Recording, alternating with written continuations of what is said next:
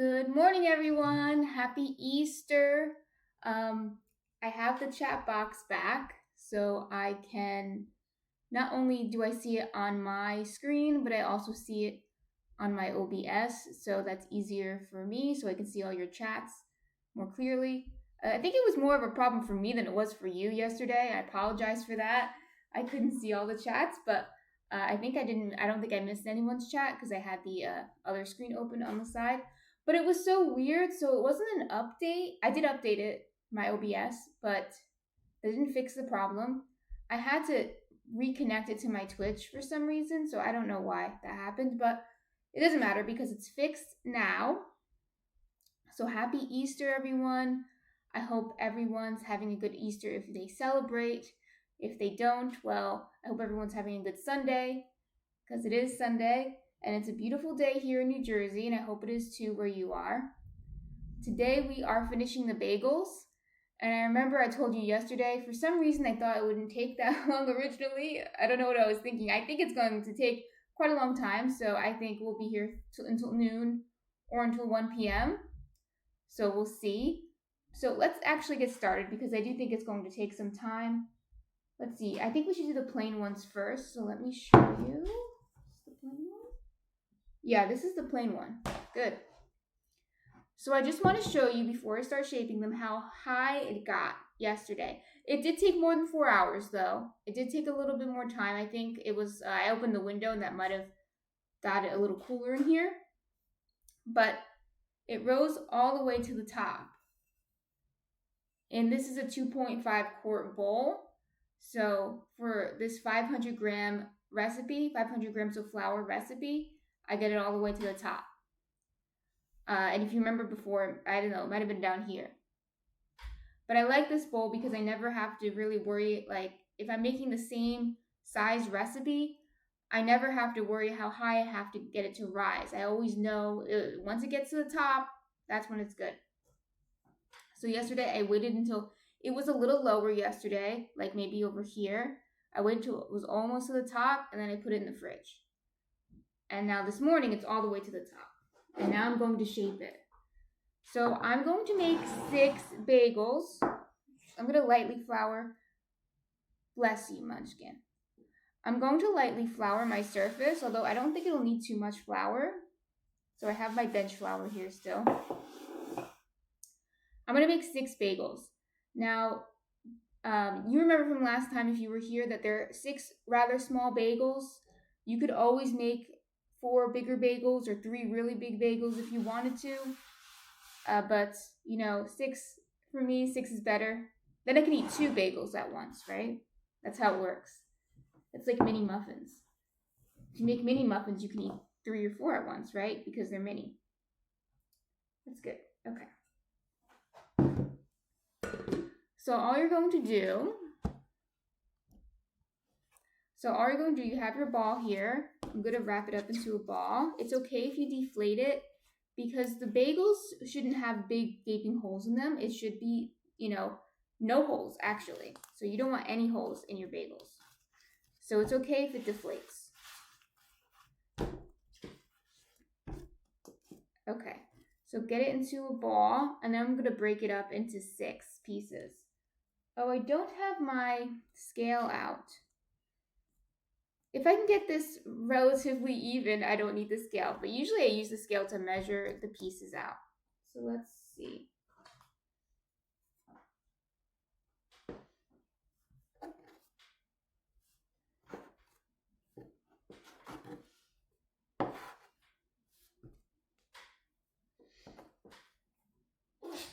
Bless you, Munchkin. I don't think these are even. They're not. They're 100% not even.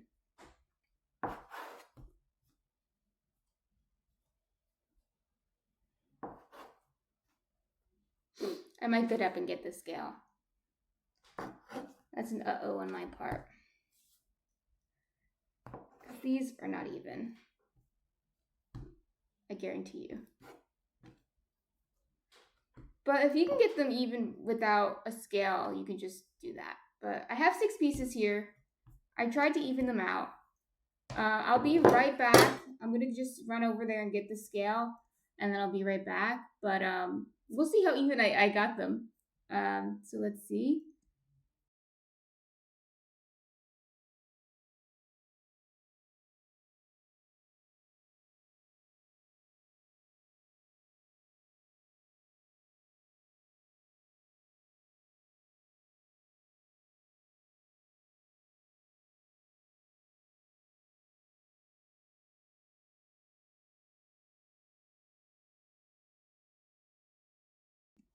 So let's see how even I got these guys. I believe I should have them to be around 130 grams each or 140 grams each. Let me see. Oh, hold on. Okay, I got it to grams. This one's way too big. 200. This one's 180. So these two are way too big still. This one's too small. This one is like just right around 150. This one's 160. I think that's probably right. Let's see. This one's too small. So these two are too big and these two are too small. If you can do that by eye, go for it. Obviously, I couldn't.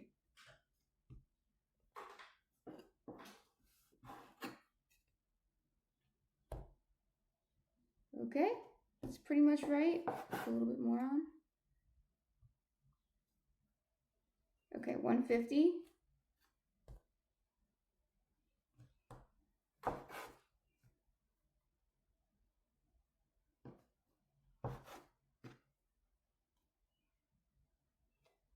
Let's see how these are doing. This one's still a little big. This one's perfect. So I can take a little bit more off this one. Do it on that. Okay, perfect.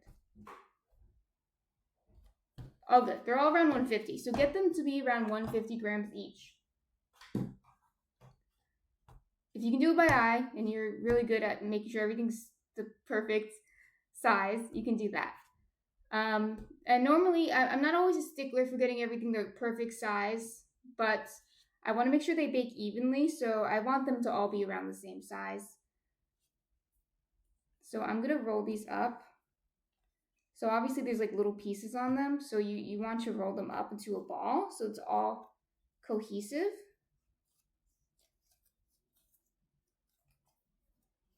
And you want to pinch it close.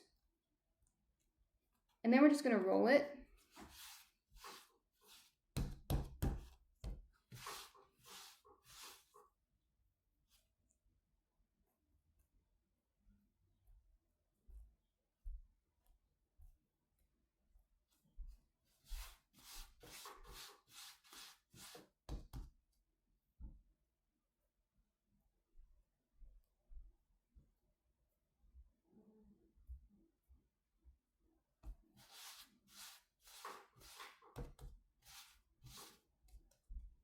Okay, so that's one ball. You see it's pretty good, pretty ball-like.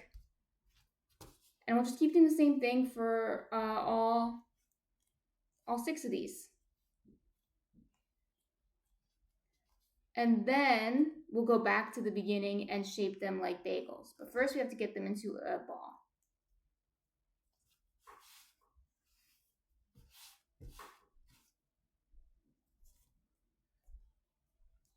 The reason why this is going to take a long time is because there's another resting period that I don't think I was accounting for.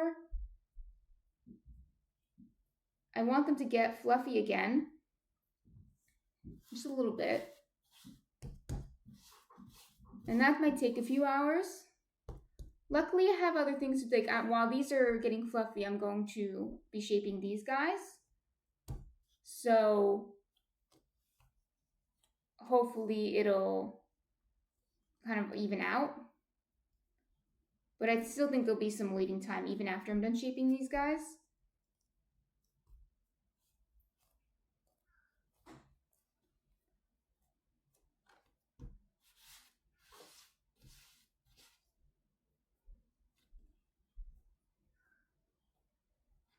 The birds are out this morning.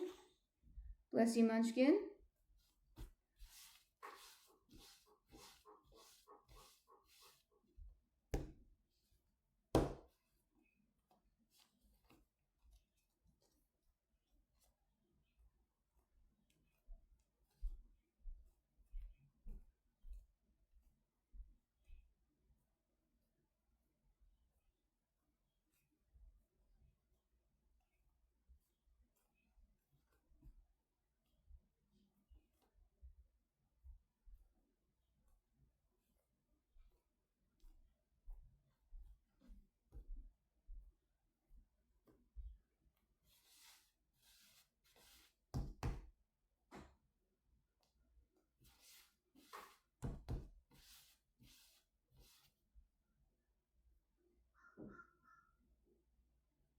There's some crows out this morning.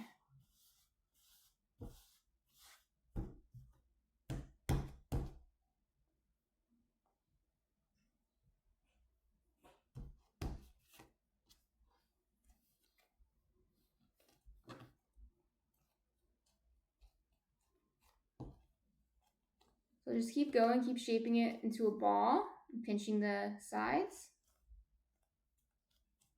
Again, you don't want to worry about being rough with the dough. It's fine, you can be rough with the dough.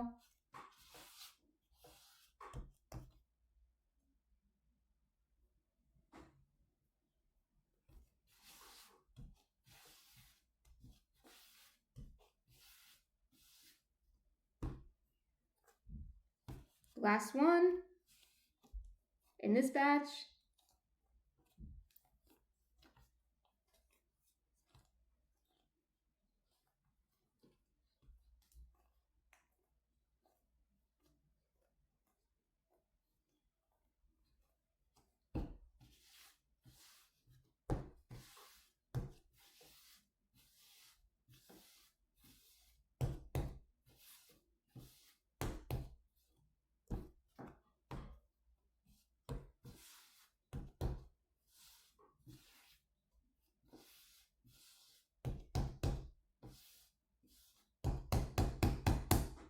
Okay, so now I'm going to start shaping them like bagels. So I'm going to give them the hole in the center.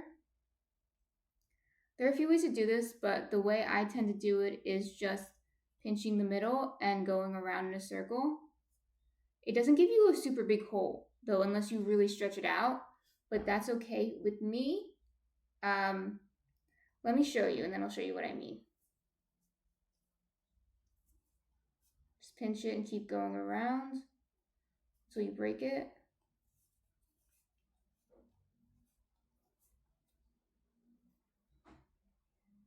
Okay, got it, broke it.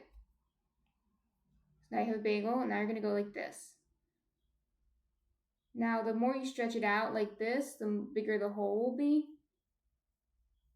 You'll be surprised how much it, when it's rising and when it's cooking, the hole will close up. So you'll be surprised how much the hole closes up. So if you want a big hole, you're going to want to make it really big. I'm going to try to make it a little bigger for you guys to show you.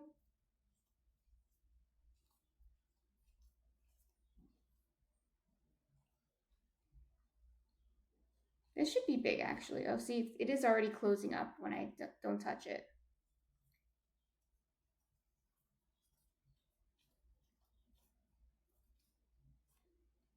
So now we have a hole. Looks like a donut. It's a bagel. So I'm going to put that here, and I'm going to do the same thing with all 6 of these.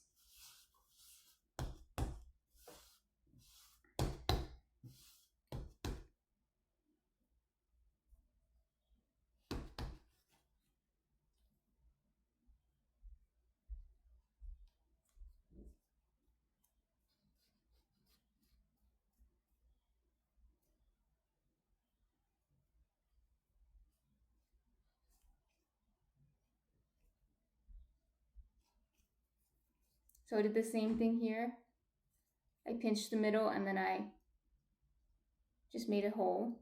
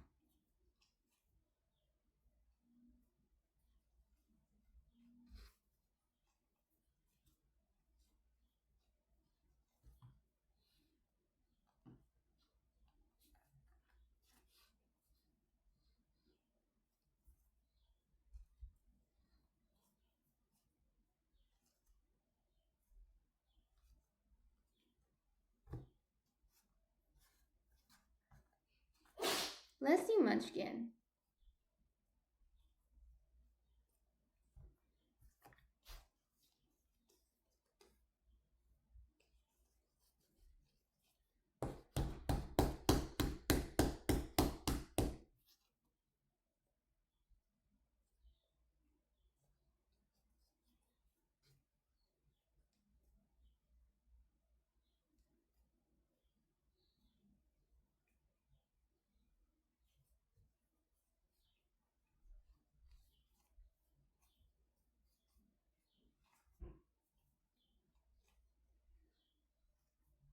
So this is a pretty big hole. This one should stay, hopefully. So I just want to show you how big you need to get the hole to make it to stay. You want it to be bigger than what you'd expect. These are already starting to close up, and I just put them down.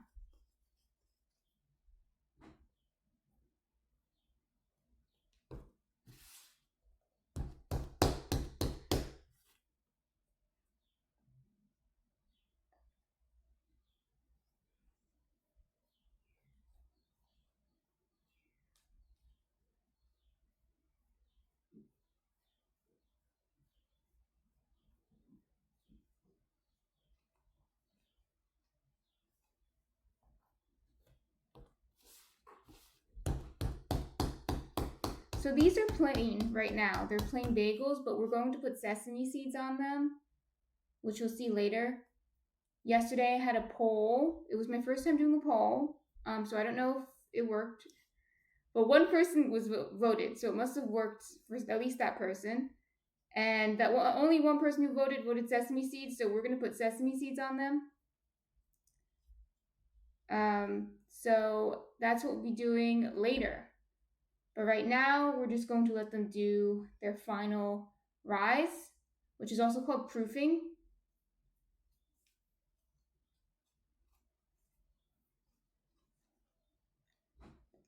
So what I'm going to do, because I have other doughs to do, you probably won't have 3 doughs of bagels to do, but if you do, you could just put them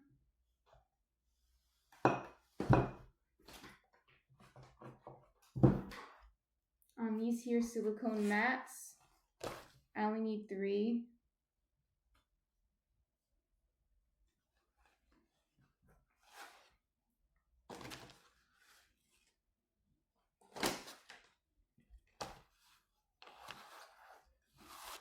So I'm going to put 2 per mat. These mats I'm going to use to bake them later anyway, but I'm also going to use them to proof on, so I can move these off of the board, and I'll use the board for my next batch. Don't even have space on my board for this. Okay, let me move these.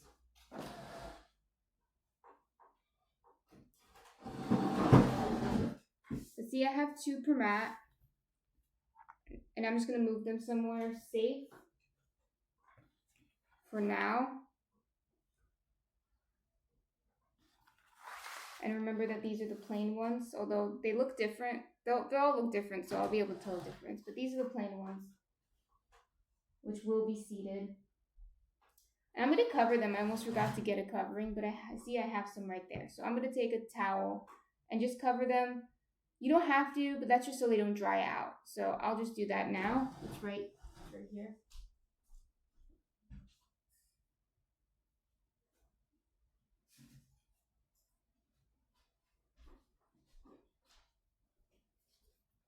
So we'll cover them. And that's that. Okay, so the next one I'll do is the rye. That one is blueberry. Blueberry's last. So we'll do the rye. And you'll see with the rye, in terms of the rise, it's the same thing. It came almost all the way to the top. Right, or it did really come to the top at this point, but last night it came almost all the way to the top, and now it's to the top. It's done. It's ready to shape. And I just wanted to mark the time too. It's 8:20 now, So we'll see when these get puffy. It'll take at least an hour, but it might take 2 hours, so it might take till 10:20. And once they get puffy, it'll be time to boil them and bake them. And I'm gonna boil and bake them in order, right? So the plain are gonna go first, then the rye, and then the blueberry. So we're gonna go bump, bump, bump, bump.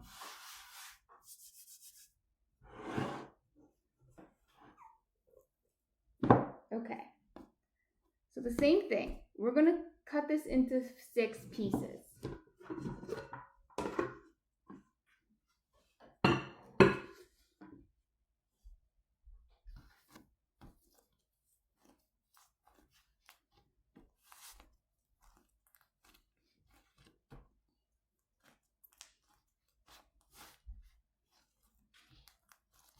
Let's see if I can get them even this time.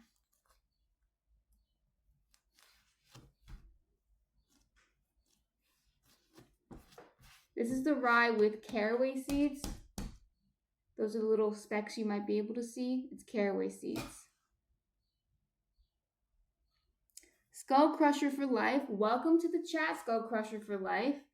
No, we don't have to proof them somewhere humid. You can just leave them on the counter. I'm trying to think. There are proofers that get it to the perfect temperature. You can buy them, right? They're proofers that get them to the perfect temperature. Might have the humidity setting, but it's not necessary. They will proof. I've even had, dough in the middle of winter, and where I am in the winter, it's really dry, and it proofs just fine. So you don't really need that. Okay. I usually proof not bagels, but my loaves, I usually proof them in the fridge. And the fridge is a little humid, so maybe that's beneficial for the dough, I'm not sure. But I proof them in the fridge because it's cold more so. And the longer proofing allows me more time, and it controls the proofing so it doesn't over ferment. So that's what I usually do. But for bagels, I usually proof at room temperature, regardless of humidity or what have you. So let's see. I think they're already uneven. So let's see. Cut into 6 pieces, and we'll fix the evenness later. It's definitely uneven, but I tried.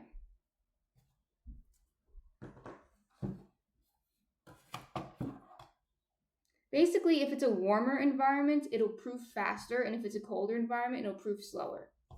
If that wasn't clear before. So that's why I sometimes proof in the fridge, to give myself more time. It's a weird bird. This is still a little big. Okay, I'm going to get them to all 150 grams, about.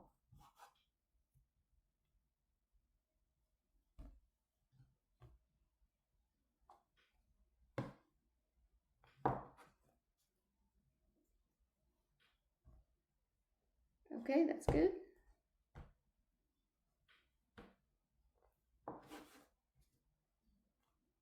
They weren't even, obviously. I did not make them even. That one's almost right. What's this one?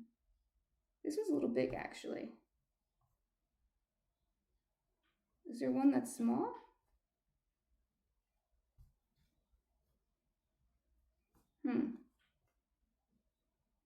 Maybe they'll be above 150, because this one's big.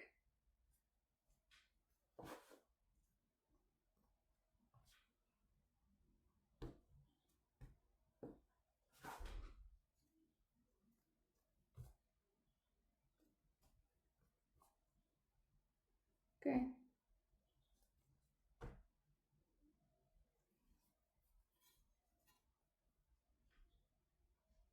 All right. They're all around 160. So this batch was a little bigger, but regardless, they're all approximately even now. And now I'm going to wrap them up into little balls like I did earlier. Skull Crusher for Life says, I gotcha. I used to work in a supermarket bakery, but our bagels came frozen. It was weird how many times we baked we baked were further down the particular production process. Oh, yeah, yeah. Supermarket bakeries. Yeah, my mom works for a supermarket. She has for almost her whole life since I've known her, since I've been born. So yeah, I'm sort of familiar with the supermarket bakeries. That's cool though. That's cool that you have that experience. So everything comes frozen. So would you have to do the second? Would you proof them still, or were they already proofed and you just put them in the oven?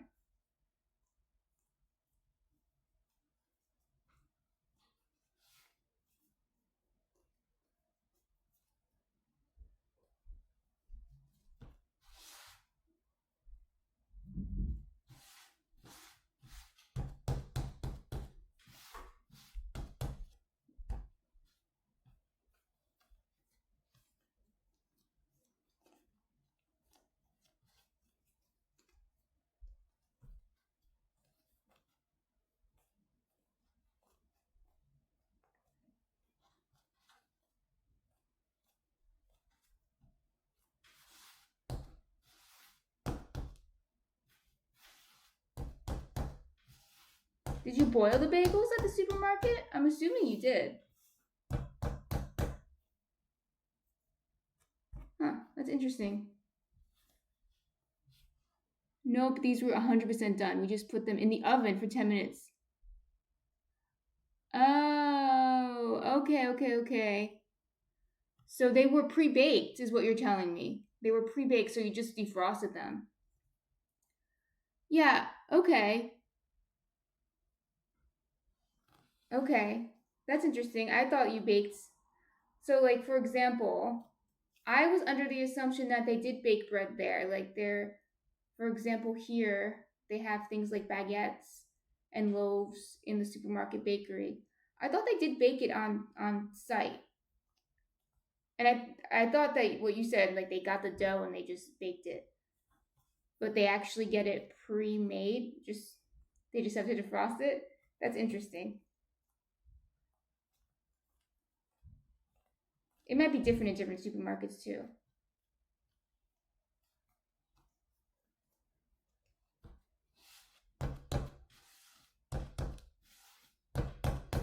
Because I was just thinking when you said that, I never thought about it before. I never really thought too much about it. But I was like, wait, do they boil the bagels? I guess they must not. I don't think they have space in the back to boil the bagels. Yes, so Skull Crush for Life said we made baguettes Chicago French all from scratch. It was the bagels and donuts that weirded me out. Yeah, okay, okay. So that's what I thought. I thought the baguettes were made on site. But yeah, I did never thought of it until you just mentioned it. I assume the bagels were made on site too. Maybe they got the dough, like they get the pizza dough frozen, for example. But maybe they get the dough somewhere else and they just bake it. But I guess they don't really have space to boil them in the back. You'll see. I'm going to do it. You can do it from home, right? But you'll see when I get my electric stove out that it is a bit of a process, and most bakeries that make bagels or specialize in making bagels, so they have like a big vat to boil all the bagels at once, which I don't have because I am working from home. But you can imagine I'm making 18 small bagels, and it's going to take a while. So it is a little bit of a process. It is faster to make a whole loaf. Okay, Skull Crusher for Life says our pizza dough was just French bread dough we didn't cook, but that was stuff we made in our batch. Oh, wait. So yeah, I'm just rolling all 6 of these into balls.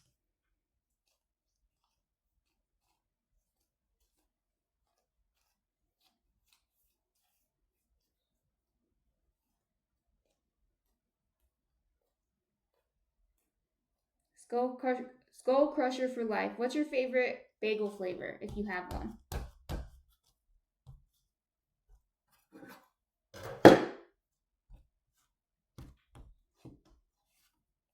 Mine is definitely the rye bagel or the pumpernickel.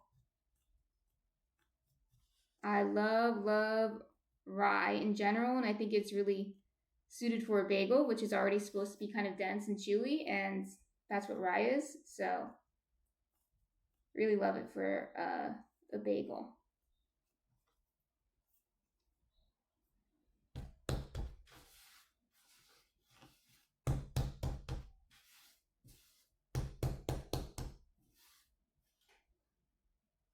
Skull Crusher for Life says probably plain, but also will do cinnamon raisin.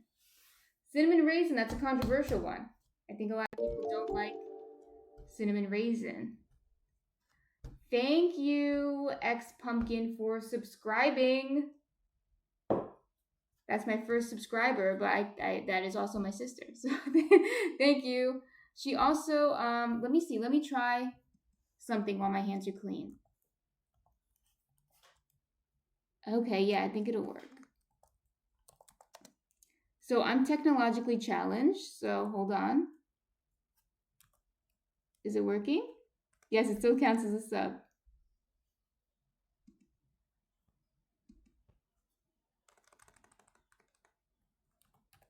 Bear with me. Let's see if this works. What do you mean? Maybe I spelled it wrong. I was trying to do a shout out. I'll do a verbal shout out, but I'll try one more time. It told me your username did not exist, so I must have typed it in wrong. But X Pumpkin is my sister, but she also streams. Oh wait, did it work or did someone else do it? It says this channel you're shouting out does not exist, but then it says shout out was given to. I don't know what that means. Okay, so X Pumpkin streams video games, and she does cozy games, so like Animal Crossing and Toontown, kind of nostalgic games like that. I think she was doing Final Fantasy the other day, but I don't think that's her usual. So if you like video games and you like watching cozy games like Animal Crossing, go check her out. She's the one who told me to do Twitch. I'm not a Twitcher. I I'm not very good with technology, and I'm not very good with these types of things, but my sister's helping me and she told me to do it, and you guys seem to like it because I usually get a lot of viewers. So Skull Crusher for Life says my buddy in Queens is always taunting me with good bagels. We were talking about the subtle outside crack for a fresh bagel. Yeah, so you definitely want the crust to be a certain way, and I'll show you later how that's going to look. I'm going to make them into bagels now, so I'm just pinching the middle and I'm going to stretch it. So the thing is with some bagels, and I'm glad that there's still good bagels in Queens, and a lot of places in Manhattan, the bagels are just bread. And by that I mean they are too fluffy and they don't have the right crust. So it's just a bread and they shaped it like a bagel. It's not a bagel. So bagels do need to be boiled in order to get the right texture and the right crust. And they need to be boiled in a slightly alkaline water, which we're going to do using baking soda. Traditionally, it's done using lye, but lye could be dangerous. So, but some of my baking friends do use lye, and I'm always like, "How do you do it?" And they're like, "Oh, it's fine." But maybe I'll do eventually. But right now, just use baking soda. I have no problems with it. So see here, you want to get the hole really big if you want to keep the hole because it'll close up. So I'm trying to get the hole big for you guys. I don't personally mind if it closes up because it's easier to actually eat if it's closed. But I'm going to try to keep the hole a little bigger. Let's see what happens. But yeah, the crust is very important, and you have to do that by boiling the bagels. You can't skip the boil step, and bagels must be boiled in alkaline water. Basically by adding a base to the water. Skull Crusher for Life says lye is what causes the chemical burn in Fight Club. So yeah, it's pretty dangerous if mishandled. Yes, lye, I didn't realize that lye caused the burn in Fight Club. Were they making bagels? They were making bagels and they just splashed the bagel water Yeah, so you can use baking soda, and that's what we're going to do. It's safe, and most people have it in their home. I think from what I've heard from my baking friends, lye is maybe more authentic or it's superior, it gets a better crust, but it might not be worth it.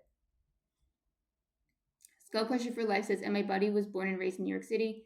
If your bagel is subpar, he will let you know. Well, yeah, I'm from New Jersey, and it's the same thing here. We have the same bagel culture pretty much, if not more bagel culture than they do. Our like I would say Manhattan's bagel culture is done. Okay, I don't know much about Queens, but Brooklyn still has a pretty good bagel shops and everything that are still really good. New Jersey still has a lot of bagel shops that are still really good. In New York City, it's done, and like in Manhattan rather, it's done. I'm sure Staten Island's still fine. I pointed to it, so it's that way. Brooklyn's that way. Figure out where I am. I'm just kidding. Don't figure out where I am. But yeah. New Jersey also has a really, it's basically the same bagel scene, if not a better one. Skull Crusher for Life says Fight Club was using the lye for making soap. That also makes sense. Yeah, you can use lye to make soap. I'm not a soap maker, but I think I've heard that before. Skull Crusher for Life said Queens had a large Jewish community but has since been replaced by China Koreatown. That makes sense. Okay. Well, so is Brooklyn. But Brooklyn still does have a large Jewish community. That's a difference. Replaced a little bit by the hipsters, but they're still there.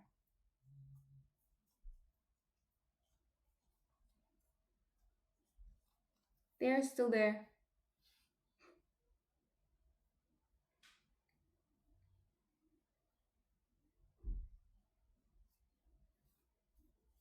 But yeah, Skull Crusher for Life. You said your friend is from New York City, and I just mentioned that the cinnamon raisin bagel is a little bit controversial. I feel like that's where it's controversial is in New York City. Correct me if I'm wrong. Does your friend not like cinnamon raisin bagels? I don't care. I mean, I'm not a big fan, but I think some people think they're not even real bagels.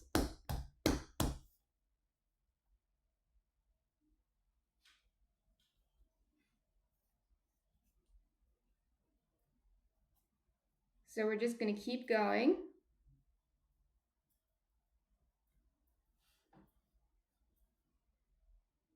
Oh, Skull Crusher for Life says his bagel of choice is blueberry. I feel like that's also a little controversial, but not as controversial as a cinnamon raisin.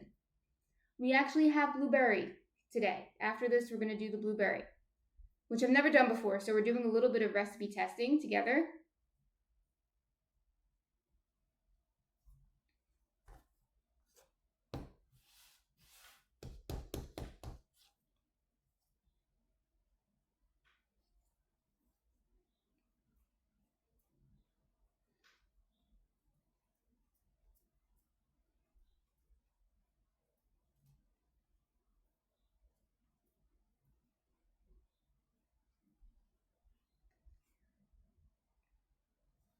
So just keep going.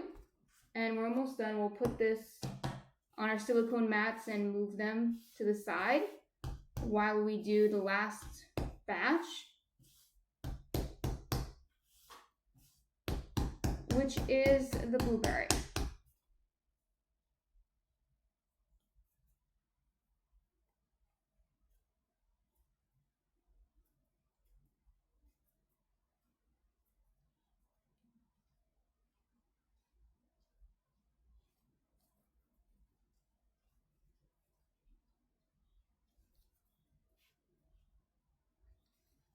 Skull Crusher for Life says the one thing we disagree with is toasting them. He gets blueberry with blueberry cream cheese untoasted, probably because he brings it home to eat. I always get mine toasted even if I'm transporting it. So you said your friend is from Queens and he's like a snob about bagels, but from what you're telling me, it doesn't sound like he's a snob about bagels. He gets blueberry bagels with blueberry cream cheese. I think I would make fun of that order. It's a little weird. I really like blueberries, so maybe I understand it in that regard, but I think that's a weird order. So I would also get mine toasted. If so, this is you're telling me your friend's from Queens, and I'm getting confused. I'm assuming he's bringing it somewhere to work. if he's not getting it toasted. Because what I would do, okay, if I were your friend, is I would get like a half a dozen bagels or something from the shop on the weekend or in the morning, untoasted, bring them home, and then toast them when I'm ready to eat them.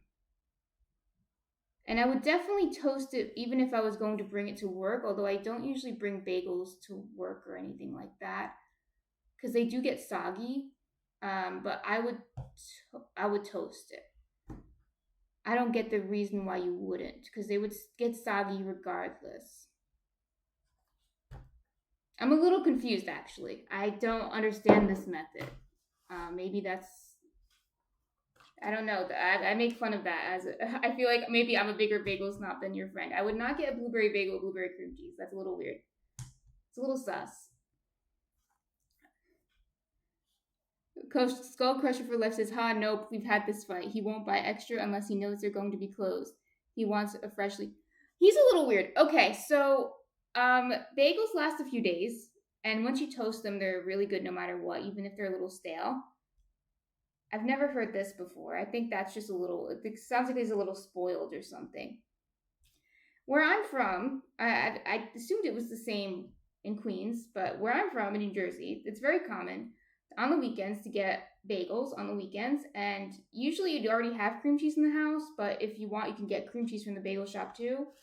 If you're really, really feeling fancy, fingers up, you can get lox from the bagel shop. You can buy lox at the store too, but if you're feeling fancy.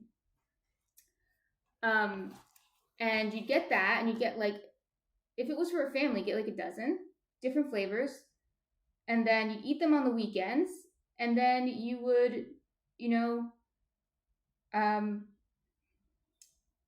eat them throughout the week too for breakfast. Usually for breakfast, I usually wouldn't bring it to work, although you could, but they do get soggy. So I understand that they get soggy when you bring them to work. If you're in their bag for too long with the cream cheese, it gets soggy. But you need to toast them, and you need to. What a weird order. Okay, let me try another shout out. So, hello, Paper Paws and Whiskers. So let me see. How do I do this? Welcome to the chat. Paper Paws and Whiskers also streams. Hold on. Wait. Oh, that's weird.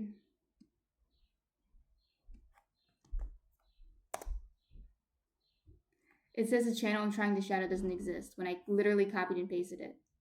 So I don't know why that's happening. But I'll figure that out later. But she also streams. She streams doing arts and crafts. She does diamond painting, and she does,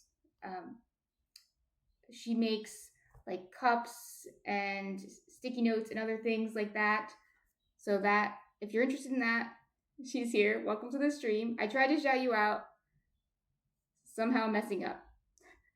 I'll figure that out another time. Skull Crusher for Life says, "And I was here for your poll yesterday, but I never got seeds on my bagels, so I just sat it out." Paper Paws and Whiskers says, "Thank you." Oh, Skull Crusher for Life, you were here yesterday. Welcome back. You never get seeds on your bagel? That's weird. Does your friend from Queens also never get seeds on his bagel? Because I'm really sus of that guy. Or girl, I'm not sure. I'm really sus. Because he likes a little weird combinations and claims to be a bagel snob. Seeded bagels are really common. Sesame seeds and poppy seeds are the most common. Nigella seed would be a little bit of a weird one, but I'm like very curious how it would taste. So maybe another time, but we're going to do sesame seeds. That's probably the most common. Probably the most common one. It was bound to win. I love poppy seed bagels though. They're so good. All of them. The seeded bagels are really good in general. So I'm trying to keep the holes big because they will close up. Okay, so now it's 8:45. Just keeping an eye on the time so I know how long everything has been sitting for. So I have everything over here. And now let's do the blueberry one.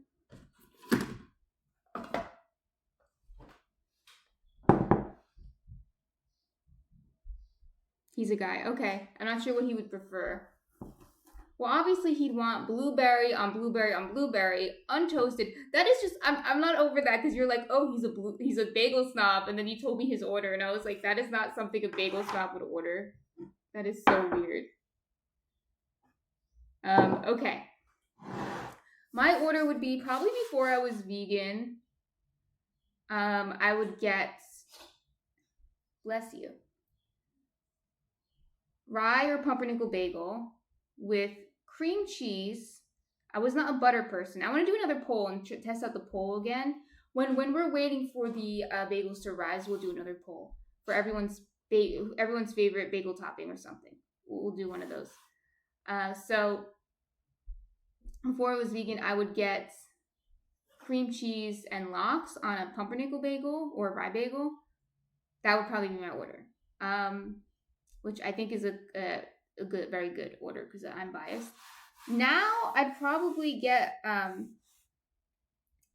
probably the same kind of thing, but I would do, if it was if they had the option, I would probably just get that if they had a vegan option of that, but they usually don't. So I would usually get something like a pumpernickel bagel with peanut butter. That would probably be my option. Skull Crusher for life. Oh, 100% butter every time. I never get cream cheese. Yeah, you guys are making me question your bagel credentials. But okay, yeah, okay, butter. Butter is a common topping, but I think cream cheese is usually the preferred one here. Okay. Again, this, I forgot to mention it, but it rose all the way to the top. It was to the top here compared to yesterday. It was down here yesterday when we left, but then it rose all the way up to here. So now we're going to, this is our blueberry dough, obviously. It's a little sticky. Just a little bit. And we're gonna kind of get it to a ball. Again, it's okay to deflate the bagel dough. We don't want it to have a lot of puffiness, actually. We don't want it to. So it's the opposite of what we're usually going for. We're not making a focaccia. We're not making something that should be really fluffy and have big holes in it. It's right here. And now let's split this up into 6.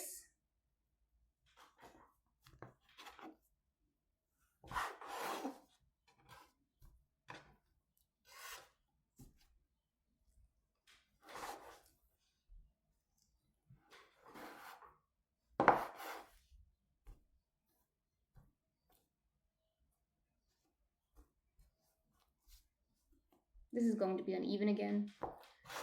That's okay. Well, these look good. So blueberry bagel is not one I would pick out on my own, but I mean, I love blueberries, so should not be bad. Skull Crusher says, I had to look up what a cottage bakery was yesterday. Was an interesting rabbit hole to go down on what's allowed per state to make at home. Yeah, New Jersey tends to be pretty strict. They actually didn't allow cottage bakeries for a while until after COVID. Then they started to allow it. So they are pretty strict on what you can sell. Everything I'm making here is not for sale. I believe everything I'm making here I could sell, but it's not for sale. I couldn't sell pizza, for example. Yeah, you have to be careful with fresh ingredients on top. So if it has fresh tomatoes on it, I can't sell. Technically. Okay, 170. I think these might be a little bit bigger just because of the blueberries. Let me see. 170. 140, that's a little small. 170. 130 is a little small. This one's probably big. Let's see.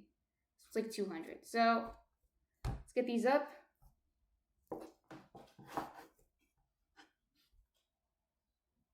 $60.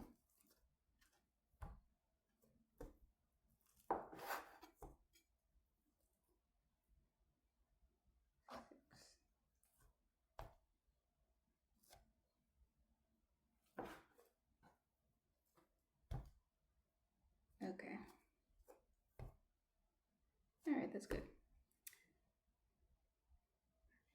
Yes, Go Crusher for life. Yeah, we're actually these bagels I'm not giving away. I'm actually going to freeze some of them. I do sometimes give them to friends and family. But so let's see. There's going to be 18 bagels, 18 small bagels. I know you might think that's crazy, but me and my husband will finish that in a week. Bagels will probably last 2 to 3 days, really fresh, but they'll last a little longer, maybe 5 days, a little stale. So I'll probably freeze half of them, but I'll probably finish them this week, believe it or not.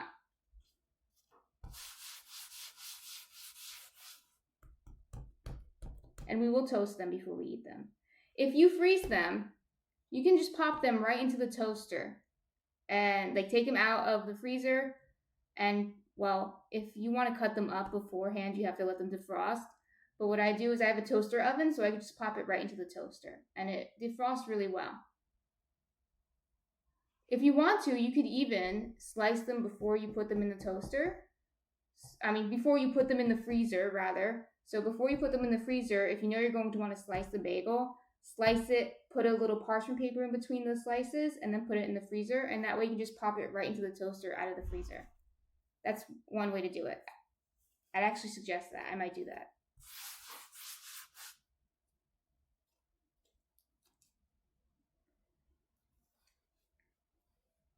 So you might be amazed about how much bread we can eat, but we can eat a lot. I do give some of it to my neighbors, who are very appreciative of the bread I give out.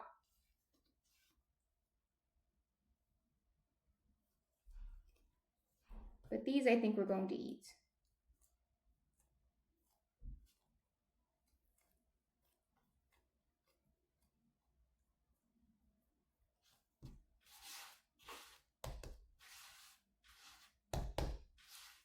So now I'm going to roll them up like I was doing before. These are probably going to be a little bit more annoying because of the blueberries. But should be okay.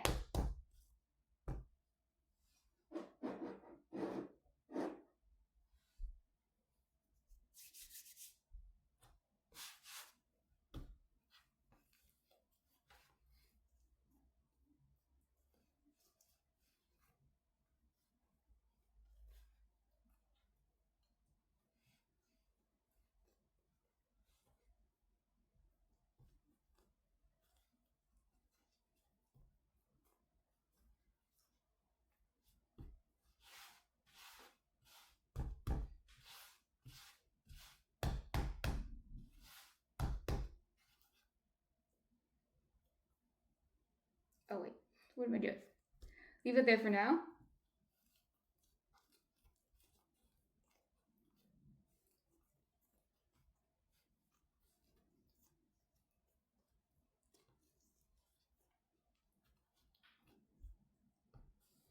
Is anyone doing anything for Easter? I know I asked this yesterday, but some of you might have not been here yesterday.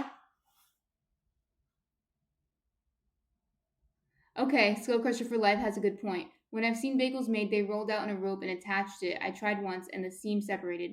I think I like your method of poke the hole and stretch. So I mentioned earlier, you guys might have not been here earlier, but because usually when I start, there's not as many people, and then as I keep going, there's more people, and they miss the beginning, which is totally okay. I don't mind repeating. I mentioned earlier that there is multiple ways to shape the bagel, and this is the way I'm going to do it. I didn't like elaborate on the different ways, but Skull Crusher for Life has the other way, the other main way, which is when you roll it out into a rope and then attach it. So you can totally do that. You can totally do that method. I've seen people do that method and it works. Skull Crusher for Life did mention something that could happen if your steam is not strong enough. It might break. But yes, that's the other method.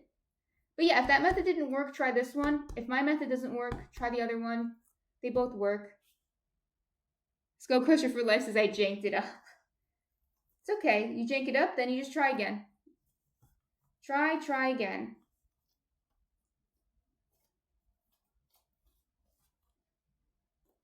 But yeah, I've seen people do that method a lot, actually. Mostly online, like in the bakery, cottage bakery space. I've seen people do that on videos from bagel shops. This is just from what I've seen. I might be wrong, but I've seen videos of like behind the scenes at a bagel shop, right? And those are really interesting videos. But they show you how to do it, and it's not really a cooking tutorial, but they're just showing you what happens behind the scenes. And they usually do the pinching method.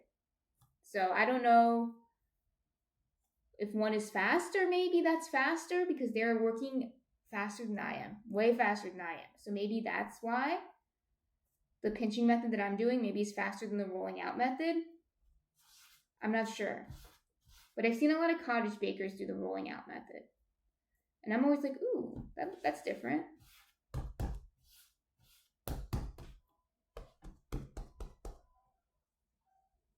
Skull Crusher for Life said, I see it a lot in cooking baking shows.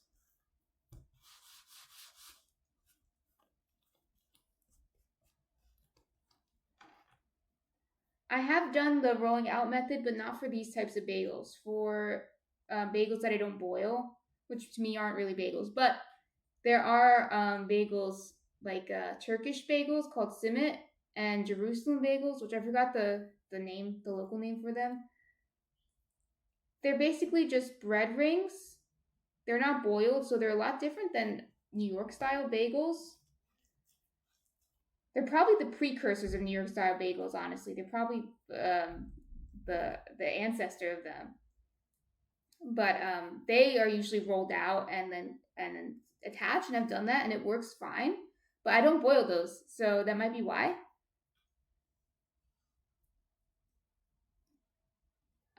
What's the really squished squash bagels? It has a specific name. Really squashed bagels. I know there's Montreal bagels are a little squashed a little, I think. I'm not sure. Squished bagels. Does anyone in the chat know the name for the squished bagels? I know there are like bagel thins that are like for dieting purposes, I believe. Like they're low calorie bagels. And I've never seen them at a bagel shop, but I've seen them in the store, prepackaged. I don't think that's what you're talking about, though.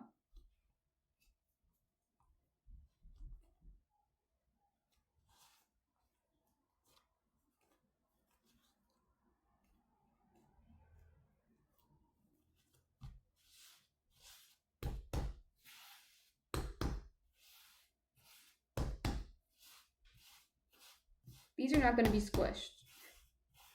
Even though I'm squishing them, they're not going to be squished.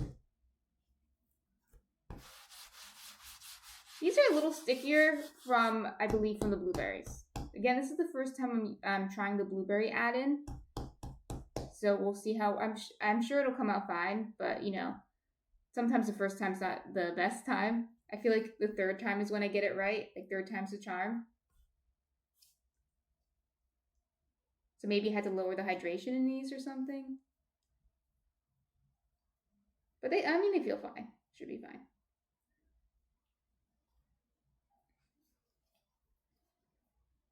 So yeah, I was saying before, I don't usually go for blueberry bagels. I don't usually go for the sweet bagels.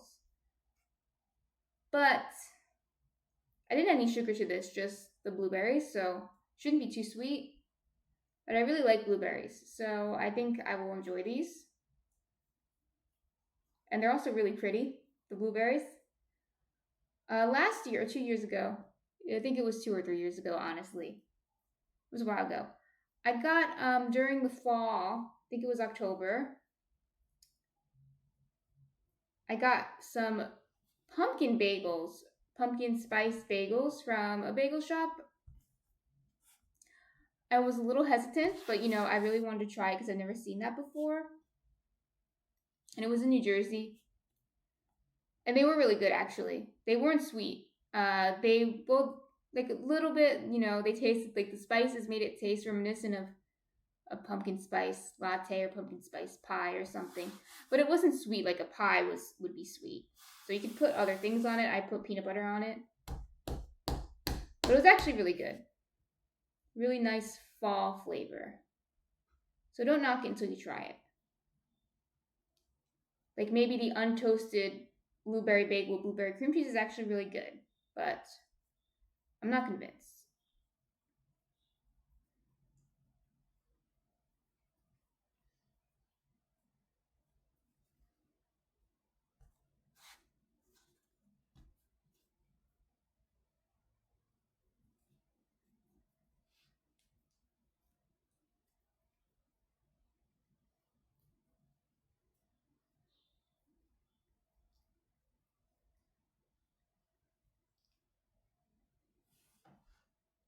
Oh, those are the ones with like the onions in the middle. Found it. It's called a bialy, which is not a bagel because it's not boiled. My same buddy sent a picture of them and they just look squashed with a bunch more of the topping pushed onto the top of it. Yeah, it has like an onion, like a caramelized onion topping, I believe.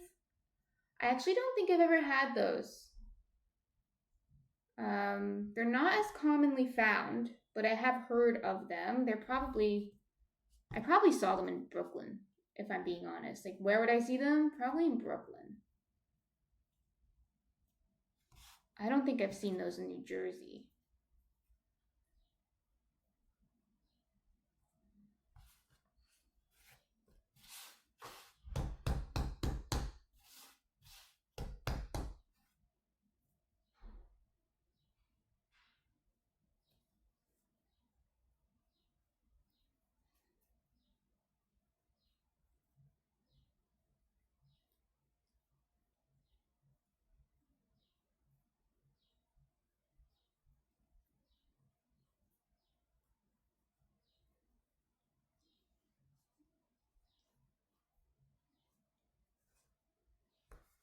Paper Paws and Whiskers said the bagels are looking yummy. Thank you. They're bagel shaped, but they're still raw dough, so don't eat them yet. Don't eat them yet.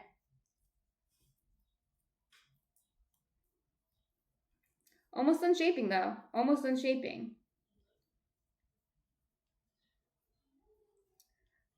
So I think these guys, the first ones we shaped, have been chilling for 40 minutes. That's not enough.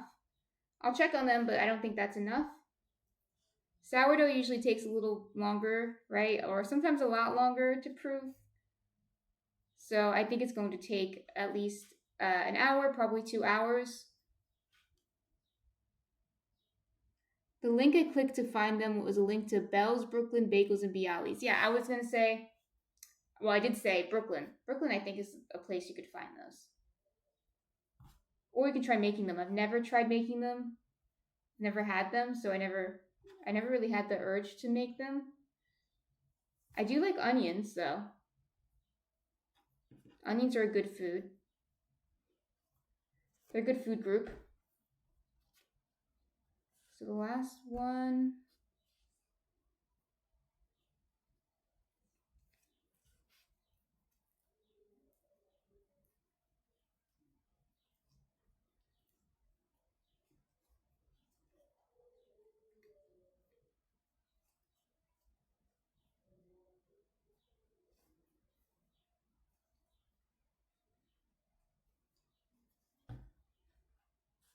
Okay, so we have 6.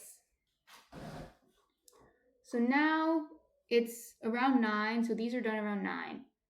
So these were done at 8:45, and these were done at 8:20. Skull Crusher for life. So what else do you like to bake on a regular basis? Or is it bagels your baked good of choice? That's a really good question. I love bagels. I love them, but I don't make them every week because they're a little bit more time. There's more of a time suck, and I get less bang for my buck. They also don't. They also stale a little bit faster than if I made a whole loaf. I love bagels though, and I love making them. But every week, I think this would be a little bit too much. You'll see later when we like my oven doesn't fit as many bagels. Well, it'll fit one batch of bagels, but my oven can fit 3 whole loaves of bread, right? So that's not as much bang for my buck in terms of my energy expense either. But I do love bagels, so in the long run, it's worth it to do once in a while. Maybe once a month, maybe once every other month or something. I really like them, but definitely more often than not, I'm going to be making whole loaves. So whole sourdough loaves. These are sourdough bagels, so I did use sourdough starter for them. But I like a whole loaf, a boule or batard is more likely what I'm going to be making. I do like to add fun add-ins to them. I'll usually make a few plain ones or a few whole wheat ones, and then I'll make one that has like mangoes in it. We made mango sourdough. Was it last week? I think it was last week we made mango sourdough, or the week before. I can't remember. I can't get my week straight. But we made mango sourdough a few weeks ago or last week. And so I like to do stuff like that. I like to add things like sweet potato to it. What are other some add-ins like olives? We do olives. We do a bunch of other add-ins. If you look at my website, you'll see the things I sell under breads. You'll see the things I sell.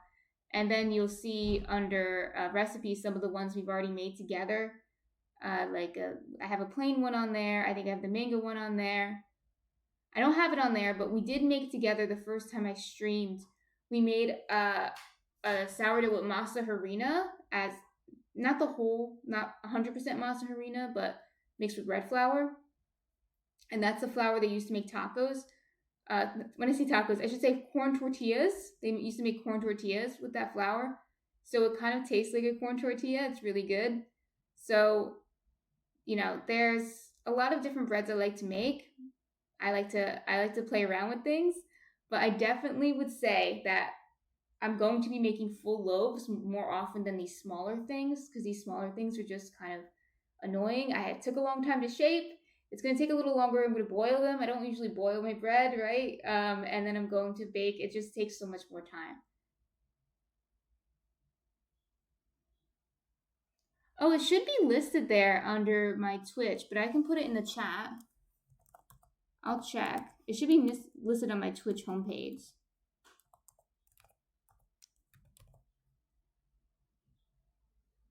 That's right. Okay. Let me see if I can try to make a poll.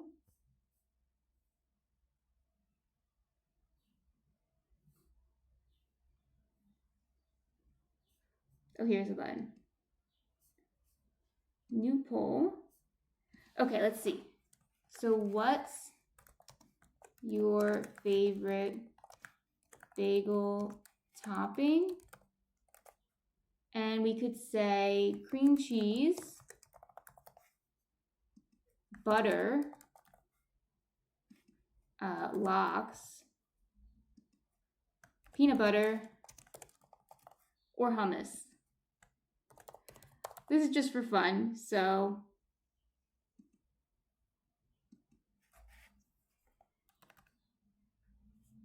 I'm going to start the poll. And also I want to practice doing stuff like this, because yesterday only one person voted. So let's try again. Oh, and okay, so now I can see it, because yesterday I had trouble looking at the chat. So now I can see current poll. Oh, and I can vote. So let me vote. I'm going to vote an unconventional one. Okay. So now 2 people voted.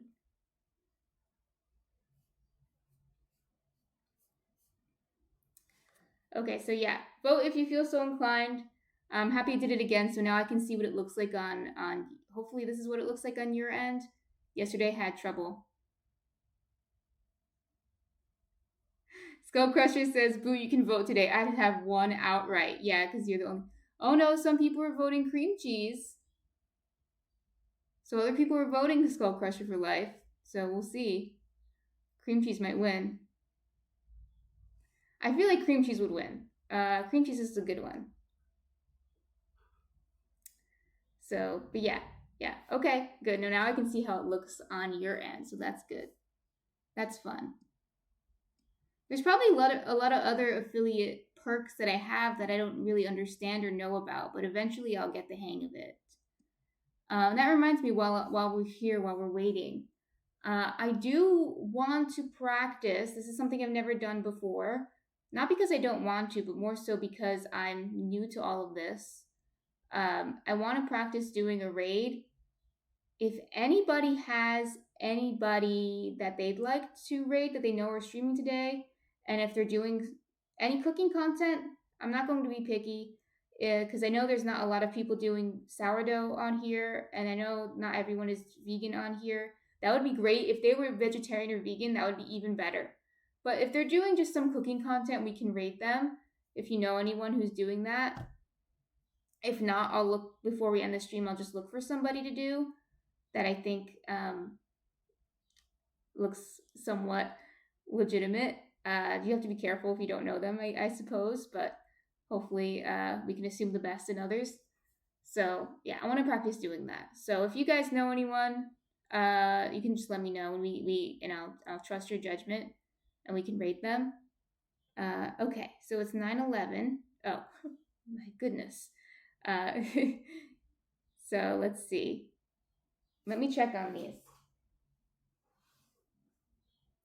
They're puffing up a little bit, but I don't think they're done yet. So we will give them a few more minutes. I think the poll is still active if people are still here who haven't voted.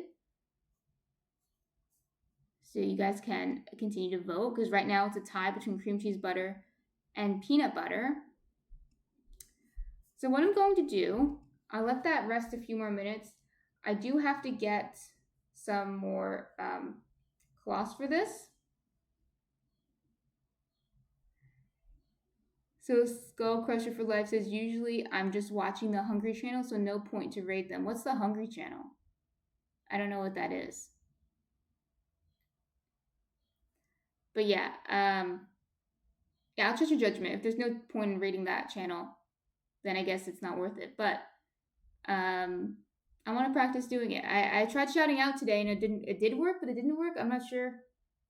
That was weird. It said the channel didn't exist, but I know the channel does exist because they're literally in my chat. But yeah, I'll trust your judgment. If you don't know anyone, that's okay. I'll figure it out. But yeah, so I have these here. They are puffing up, but I don't think they're done yet. So it's just showing Julia Child. Yeah, I understand what you mean now. There's no point in rating. They're just showing reruns of other shows or something like that. Julia Child, for example.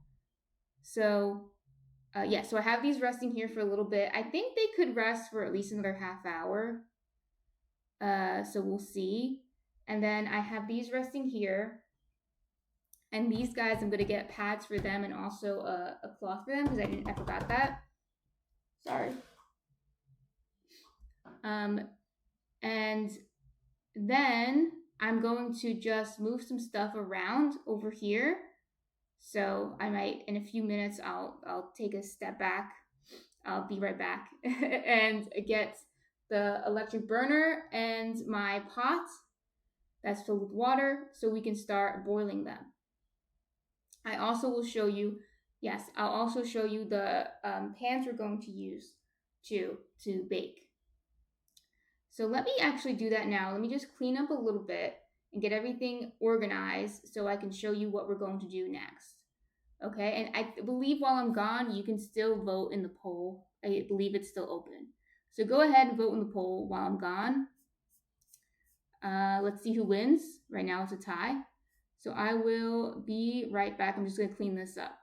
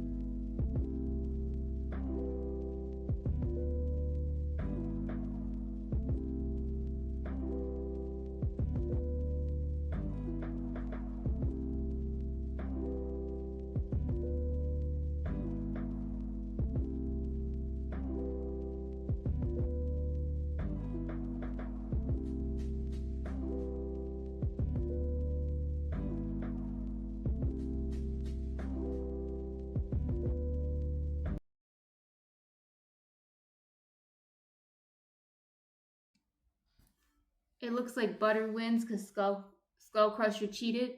Just kidding. So this is the pan I'm going to use. I wanted to show you this before we get started because I'm not sure if I'll show you this later. I don't think so because it's going to be hot. So what I'm going to do is before I even start boiling them, I'm going to put this back into the oven and I'm going to preheat the oven. So this is really hot. So I'm not going to show it to you again actually because it's going to get really hot and I'm not going to take it back out. So before I start boiling them, I'll put this back into the oven and preheat to 475. Yeah, 475. And then I'll put the bagels in and then I will turn the heat down to 425 for 20 to 25 minutes. So yeah, I wanted to show you this. You don't have to use this pan, but it retains its heat pretty well. I use this for a lot of things. So I just put the bagels with the silicone mats right into here. I slide them right in using the silicone mats. So it becomes really easy for me. I actually leave this in the oven and I take the silicone mat and just slide it in. So let me put this to the side.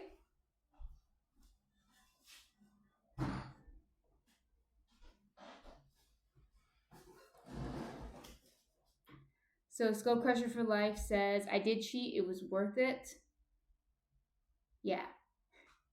It was worth it. So butter won. Butter is the winner, even though I disagree, but that's okay. Yeah, so I do have 3 of these.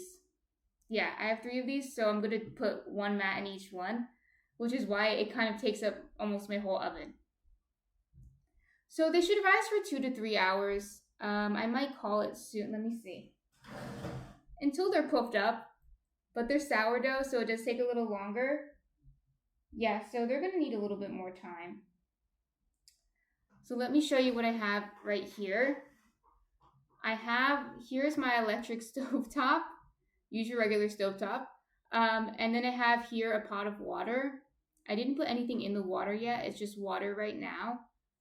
And then I have barley malt syrup. I caved and I got barley malt syrup. That's what traditionally is used in bagel making. I used it once already and it's really good. Skull Crusher for Life says, no worries, don't just jump the gun on the bagels because I'm babbling. No, it's not because you're babbling. I just sometimes get impatient, but that's me. That's my problem. Sourdough is about patience. It really is. It really, really, really is. But yeah, we have a lot to do today, and that's why I was like, I kind of underestimated how much we had to do today. But it's still early, so we still got some time. So I have barley malt syrup here. I jumped the gun and got barley malt syrup. Even though I do have some molasses left, I used to use molasses, but barley malt syrup is the traditional thing to use. It's basically, let me read what it says, because it's kind of interesting. It's sprouted barley, and they turn it into sugar. How do they do that? What is the malting process? I don't know, but it's sprouted barley and they turn it into sugar. Pretty incredible. It has a deep flavor. It's kind of similar to molasses, but it really bubbles up in the in the water. It's pretty interesting. And I'm going to use baking soda instead of using lye, like we talked about earlier. We're going to use baking soda. And then the plain bagels we're doing first. So after I'm done boiling them, I'm going to cover them in sesame seeds. So I have a bowl of sesame seeds here. So that's what we're going to do. So we'll wait a little bit longer, but I have everything set up here. I'll have to move some stuff around again, I think, even though I have most of it set up. I need to clear up this space too. But yeah, so I think this is a 4-quart. Is it a 4-quart pot? I have to look up what quart pot this is. It's either a 3-quart pot or a 4-quart pot. It's relatively small. This pot is relatively small. I'm only doing 1 bagel at a time. And I just filled it up. So there's probably 6 cups of water in here. And then I'm going to use like a teaspoon of baking soda. So for bagels, you don't need that much baking soda. I did the same thing earlier this week for pretzels, and I used a 1/4 cup of baking soda, and it makes the crust. Basically, the more baking soda you have, the more the crust will get that brown crackly look that we all want in our bagel. So it really does depend on, there is a ratio, right? But you can add a little bit more. It's not like lye, it would be, you'd have to add a specific amount or it could be dangerous. But with the baking soda, if you add a little bit more, the water becomes more alkaline, and then the bagels get even more crusty. Skull Crusher for Life says, damn, I miss pretzels. You didn't miss them because I made them as a recipe test for myself, so I didn't stream them. But eventually I plan on streaming pretzels. I don't know when, but eventually. I think I want to make them a few more times before I do. But they're pretzels, speaking of pretzels are a cousin of the bagel, maybe even a precursor of the bagel. They're a very similar process, except they have even more crust. They're even more crusty than the bagels. But yeah, pretzels are very similar to bagels. And I made pretzel bagels, so I didn't even shape them like pretzels. I just kept them bagel shaped. But we'll see. Eventually, maybe I'll shape them like the pretzel shape, because that would be cool. But I guess I don't know how I would eat it. I guess I just eat it plain or dip it in something. I guess you could dip it in like hummus or something. But yeah, we did do pretzels. Not here, but on my own time, I did do pretzels.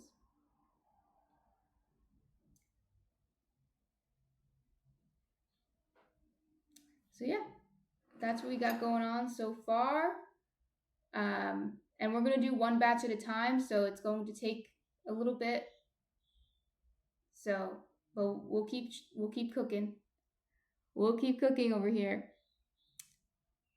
Skull Crusher for Life says website looks good. Thank you, Skull Crusher for Life. Thank you for checking out my website. I have to make sure it's on my Twitch page. I'm pretty sure it is, but maybe it's just not very visible.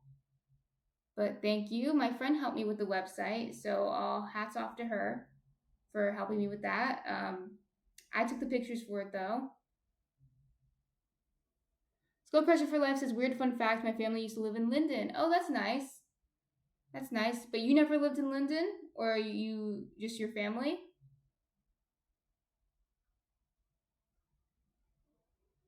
I'm not too familiar with Linden, but I know of it. I know of Linden. Fun fact about New Jersey. New Jersey has a lot of municipalities, and they're very small. They're very small municipalities. I was in Ocean Grove and moved to Florida when I was 7. Oh, okay. Yeah. So there's a lot of small towns in New Jersey, and so it's sometimes I don't know all the towns in New Jersey. I honestly don't. The counties I could be like, oh yeah, okay, I know where that county is. Like I know where Essex County is. I know where Burlington County is, and generally speaking, but Sussex County. But other than that, I'm just like, I don't know where all these towns are. But there is a town in South Jersey by the shore.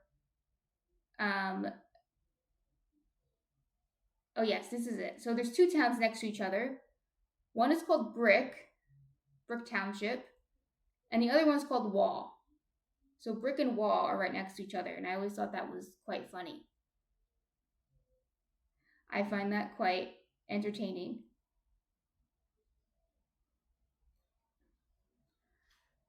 But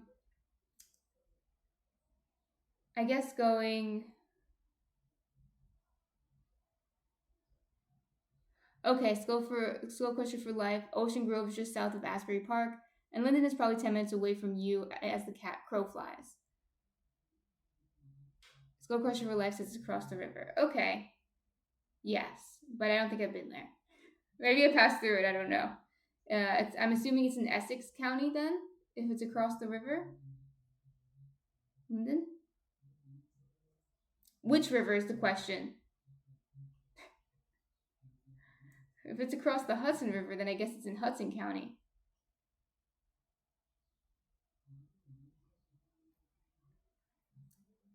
But yeah, New Jersey. New Jersey's a beautiful place. If we're talking about New Jersey, I love New Jersey. That's why I'm a Jersey girl. Unfortunately, the taxes are crazy here. The property taxes are crazy here. The property taxes are insane. Union County. Oh, okay. Okay, yeah. So what river is across the Passaic River? Which river? Wait, there's another river. I can't remember the name of the other river. But there's at least one more river. Hackensack River? Isn't that river? I don't know. But yeah, New Jersey's a beautiful place. I know it has a bad rap, all you New Jersey haters. But the worst thing about New Jersey is the taxes. The property taxes are out of this world. We're trying to buy property, and I do want to stay in New Jersey, but I feel like, because I mean, my whole life's New Jersey, my family's New Jersey, my business is New Jersey, my job's New Jersey. But the property taxes are just out of this world insane. You know, it's like unaffordable. How like we could afford the mortgage, but then the property taxes on top of the mortgage make it astronomically more expensive. And Skull Crusher for Life says, yeah, my grandmother's property taxes were nuts, and that was 20 years ago. Yeah, the problem's probably only gotten worse. I mean, 20 years ago, I was like 10, so I don't remember what the property taxes were like, but I'm assuming it's gotten worse since then. So, yeah. But I love New Jersey. It's a beautiful state. It gets a bad rap for, I don't know for what, for being industrial. Some parts are industrial. Some parts are industrial. But it also is very beautiful. Where I live in a city. And even though I live in a city, it's a very quaint, very homey type of place. And all my neighbors know each other. I trust my neighbors. Um, I have a job in my community, although it's not my town, it's in the town over, but it's, you know, in my community. Uh, and, you know, there's wildlife even in my city. There's wildlife. There's actually a bird watching club. And I know about this because the man who runs the club sometimes buys bread for me. And sometimes I see him in the park. He's an older gentleman, and whenever he sees me in the park, he's like, "Oh, I don't see you here," and I'm like, "Yes, you do." But he's in the park with his little bird watching crew, and they all have their binoculars, and they're all watching the birds, and it's just very nice place. It's very idyllic in a lot of ways, and I guess it's expensive to live here for a reason. It's very nice. But I know there are nice places like this in other states that aren't as expensive, if that makes sense. But I do love New Jersey. Skull Crusher for Life says in Ocean Grove you weren't allowed to drive within city limits on Sunday. It was founded by Puritans. That did change back in the 90s, though. Were they Puritans or Quakers? I imagine they were Quakers. But yes. There were a lot of Sunday bans, and there still are in some places, I think. I think are they called Blue Laws? I forgot what they were called because we don't have them here in Bayonne. But when we lived in Bergen County, they had these laws where certain businesses weren't allowed to be open on Sundays. I didn't know about the driving one. That one is funny. But certain businesses weren't allowed to be open on Sundays. So you could sell food on Sundays, but you couldn't sell clothing on Sundays, for example. So there were a lot of weird laws. Honestly, like, I don't agree with these laws on a religious aspect, but I do think that there should be some days where we're not, forced to be open. I think that's a little weird. This brings us to another point. Going to another point in the conversation. So when I was in France, I don't know how it is like now. It was 10 years ago. But on Sundays, everything was closed. I don't think it was a law. I just think it was just cultural that everything was closed on Sunday. And then on Monday, things opened up kind of slowly. So they kind of took an extra, oh, it's Monday. They didn't open up right away at 9 a.m. They took a little bit more time.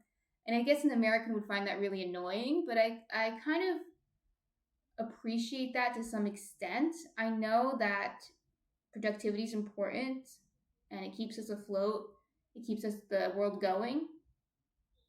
But taking a break is also important. So, and as a consumer, I don't need everything open all the time. Like I can plan around, like if I know something is closed on Sunday, I can plan around that, right? I don't know, unless Sunday's my only day off, I feel that I should be able to give people a break, right? I should be able to do that. But anyway, I almost forgot today was Easter. Today's a day where I should give people a break too. But yeah, not everyone celebrates Easter though, but a lot of people do. A lot of people in the U.S. do. Not as big as Christmas, but still.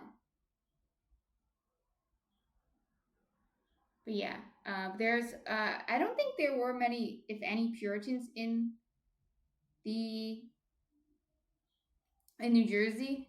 But there were a lot of Quakers. There's probably a lot of other religious groups too, I'm sure. But there were a lot of Quaker villages in the South, in South Jersey. So that's what I think it was. Methodist. Okay, looks like Methodist founded it. Yeah, I joined the stream when I got back from sunrise service on the beach. Oh, that's cool. Sunrise service on the beach. Oh, that's fancy. That is fancy. Methodist. Okay, I'd have to look into that. That's really interesting. I'm always interested in the history of New Jersey. But there were in the South, there were Quaker villages. They still have some of the meeting houses and stuff like that up. And I'm sure there's still Quakers around, but I don't know. I don't know how popular that is anymore. I'm sure they still exist though. But yeah, it's quite interesting how the U.S. who populated the U.S. early on.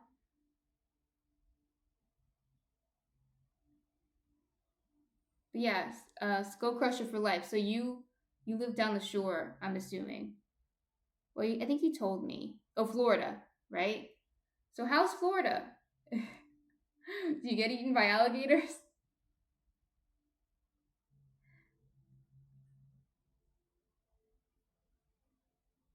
Oh, okay. She's saying it's very pretty in Ocean Grove. It was built as a Victorian town, and a lot of original buildings are still using Victorian architecture. Yeah, I'm sure it's pretty quaint. There's a lot of in South Jersey. I mean, in all of New Jersey, there's some nice stuff, but in South Jersey, there's a lot of quaint little towns, and if you're down the shore, there's the towns are, they are cute. They're cute little shore towns, and then a little bit more inland, you might get some like woodsier areas. We went down there. It was actually very nice. It was so nice. It was a very expensive town that we stayed in, but a few years ago we went down there and we were in the pine barrens. We picked cranberries and we saw a lot of wildlife, and it was mostly turkey vultures. We saw a lot of turkey vultures, but we saw a lot of wildlife, and we were just hiking and stuff, and it was really beautiful. It's really beautiful down there. But there's places in North Jersey that are also very beautiful, even in the middle of cities. Skull Crusher for Life says it's actually comfortable now. Usually the air conditioner is blasting by now, and there are alligators. Hurricanes don't start for a few months. Yeah, I mean, Florida, there are a lot of good things about Florida, we could say. But overall, it doesn't feel enticing to go there. I'm always like, the weather is the one thing that gets me about South, the South, the actual South, like Florida, the most South you can get. Florida is the weather, and the alligators. I'm not too keen on living with alligators. I do prefer the squirrels, and whatever else we have up here, possums and skunks. They're a little easier, I feel like, to deal with. Leprosy? Skull Crusher for Life says apparently leprosy is now a thing in Florida too. Leprosy? Okay. I didn't hear about that. How did that happen? Okay. That's interesting. That is interesting. Okay, so what I'm going to do now, it's 9:40. Let me check.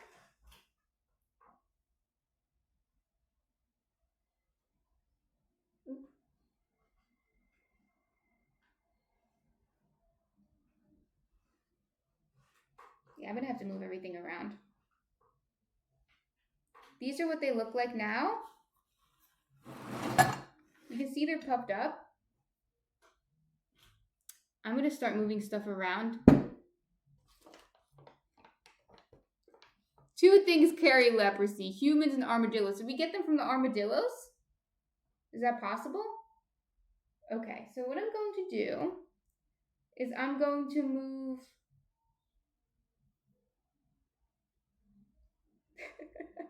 Let me move this over here.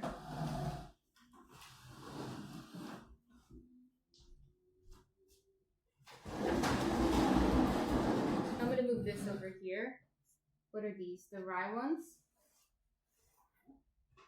These are definitely not done.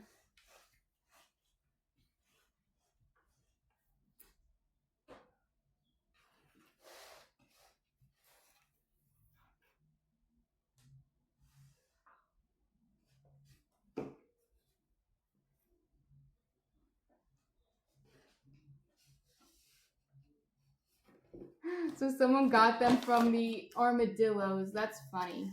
Well, it shouldn't be funny, but it's a little funny to me. Okay. So I'm going to move these guys up here.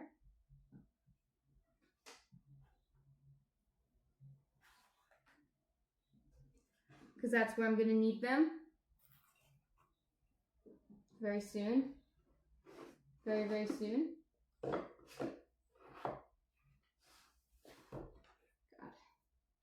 Too much stuff. And I'm going to move these guys down here.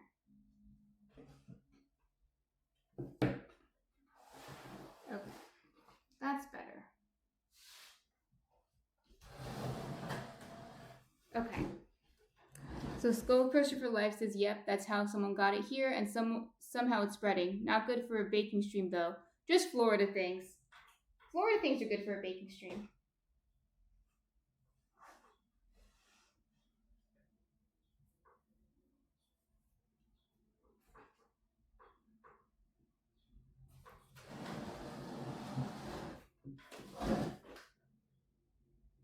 Do they still use numbers for school names in New Jersey? Yes, they do. It depends on what town you're in, but some towns will say school number 4, school number this. You know, usually the elementary schools have the numbers. Usually. Where I went to elementary school, though, they didn't use numbers. But I know some do. I know some do. So in Florida, I'm assuming you can't really get good bagels down there.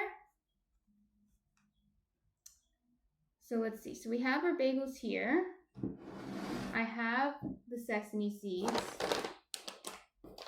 And I have, excuse you, Munchkin, bless you, the barley malt and the baking soda. So I'm going to start turning this on. It does take a while to heat up. So I have a suspicion we'll be here for a while just waiting for it to boil. So I'll start turning this on. Be careful though, it takes a while to heat up, but once it gets hot, it's really hot. Skull Crusher for Life says they're not bad as long as you haven't had any from New York. Yeah, my dad moved down south a while ago, like 10 years ago, and he complains about the food down there a lot.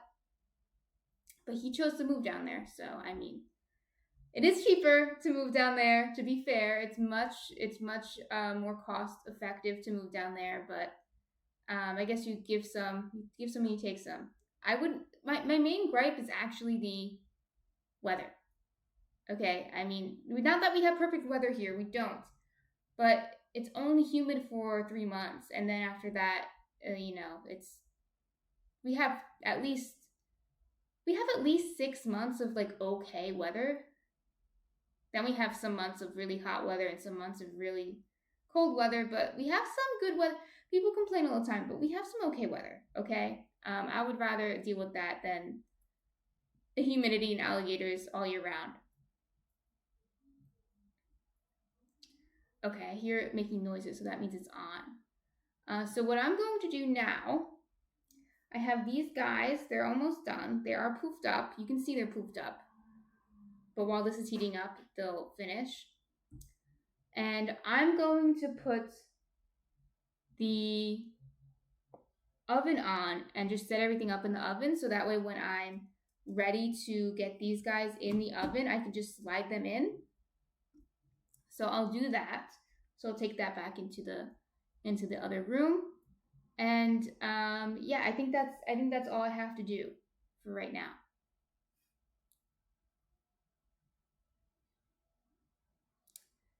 Skull Crusher for Life says we're both also on the coast. Inland without a breeze is rough in either state. Yeah, that's true. That's true. When you're more inland, it could be rough, especially my dad lives more inland, so he doesn't live by the beach. But he lives in the south. And I've been there in the summer before. In the winter, it's not that bad, but I've been there in the summer before, and it is so brutal. Like, I know it's humid here in New Jersey, but it's like you can't even walk outside. As soon as you walk outside, you're sweat. You don't just standing outside, you're sweating like crazy. And I was like, no, how do you live? Like, you just hide inside in the air conditioning? I don't want to do that. Not every day. You know, sometimes you do that, but not every day. So that was, yeah, I did not like that. Did not enjoy. Okay, so let me do that now while I'm thinking about it. And then I'll come back and we can finish this batch. Okay.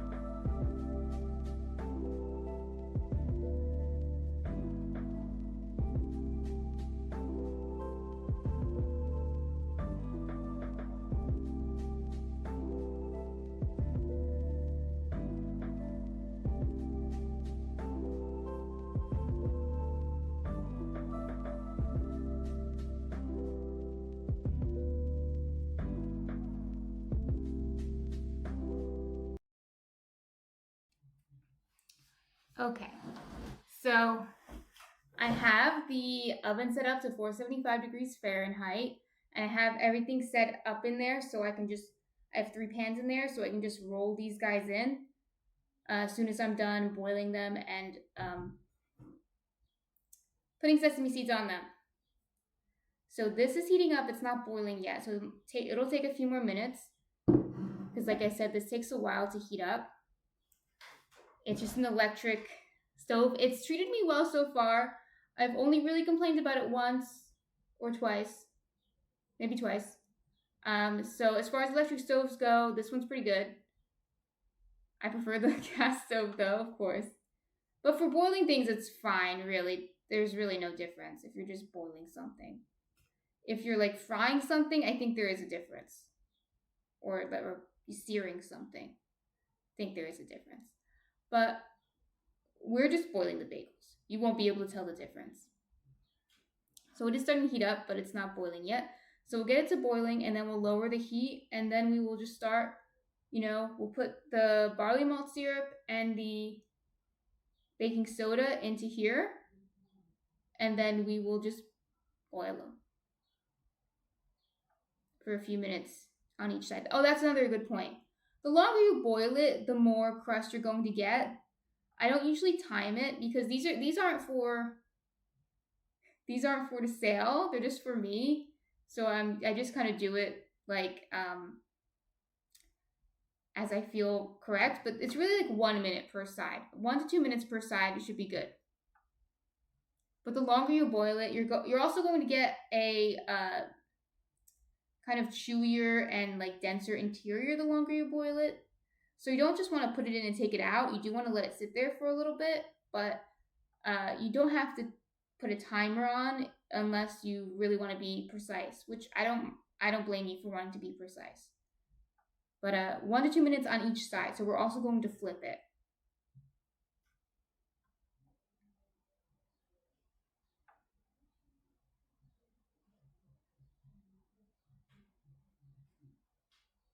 This week was actually my spring break, and it went by so quickly because tomorrow I'm going back to work. So tomorrow I'm going to go back to teaching, but we're really almost done. Spring break is so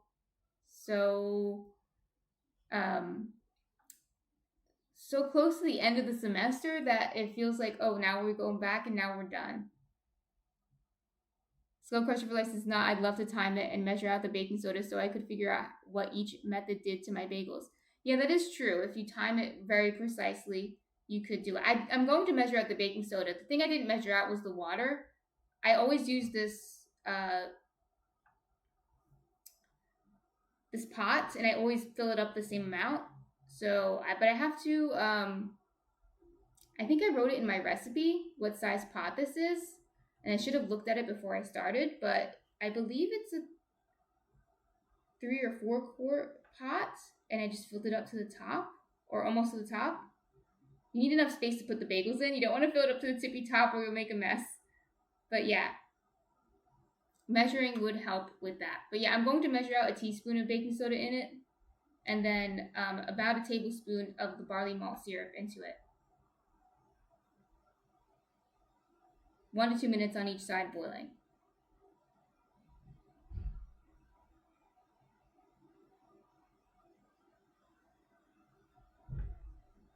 I've got a niece and nephew whose spring break doesn't start for 2 weeks. It's so wonky. That's weird. I'm guessing they're in K through 12. Wouldn't it be next to Easter? Because usually it's close to Easter, I find. That's a little weird. So, but I'm working for a college, so we're ending the semester in May. So if it started in 2 weeks, that would be really weird. That would be really, really weird. We only have 6 more weeks, I think. Maybe 5 to 6 more weeks left of the semester. So we're really to the second and third grade. That's weird. You would think it would be close to Easter. But yeah, we're almost to the end of the semester now. We already did midterms, so it's past midterms time. So it's really just getting through. I mean, some of these kids, unfortunately, some of them, I call them kids, but they're adults, but they act like kids, some of them. They haven't handed anything in, and, what are you going to do? What are you going to do? Okay, it is boiling now. So it's 9:54. So these are rising for an hour and a half.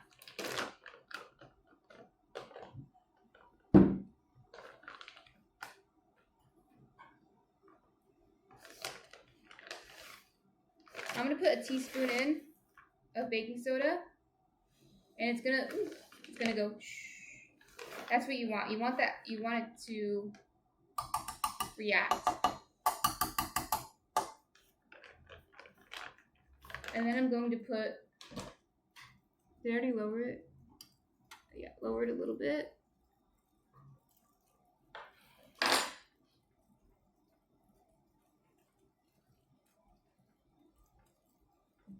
You don't want it to be boiling this much, so I lowered it a little bit. And then Skull Crusher for Life says, how is teaching higher grade levels now? It's been pretty downward spiral around here for the middle school, high school age here. But Florida also banning books, Skull Crusher for Life says. Yeah, it's kind of tricky. There's no banning books where I am. I think we have the opposite problem where teachers are teaching politics in the classroom. I have that problem with one of my professors. I won't mention any names, but I've kind of curbed her a little bit. She was teaching the class like it was a Holocaust studies class, and I had to. It's a remedial English class, okay? A remedial English for most of them are like 18, but adults. So, stuck or did I not open? Oh no, it's open. And she's teaching it like it's a Holocaust studies class.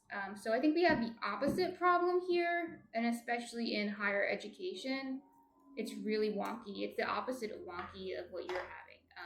There's no banning books though. Just not teaching the right subject material. And I'm the one who kind of pressured her to teach the 5-paragraph essay. I was like, these kids need to learn or I said something like, the one student asked me about the 5-paragraph essay. Maybe we should cover that next week. And we did, so it worked. Because I wasn't the teacher. I'm not the teacher for that class. I'm just the academic coach. So my job isn't to teach or lesson plan. I'm like kind of in between the teacher's aide and a in-class tutor, but closer to an in-class tutor. Oh, I might need a little more than that. Yeah, I'll put a little more than that. So yeah, I have seen some pretty crazy stuff, but overall it's fine. I love teaching, and I like teaching adults. I love teaching, especially ESL students. It's my favorite. Oops, try not to spill, because it's gonna be a mess. Okay. It's not boiling as much now. Like I said, you don't want it to be too much, like rolling boil, or your bagels will probably fall apart. You just want a simmer.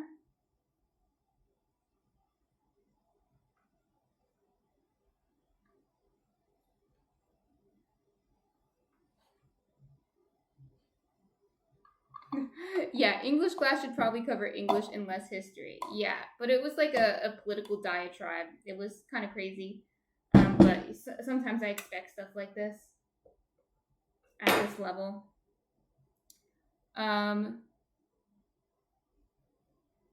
So I'd never heard of this stuff. I thought it was an ingredient to bake with. You can bake with it. You can bake with it, but traditionally you put it in the boiling liquid as well.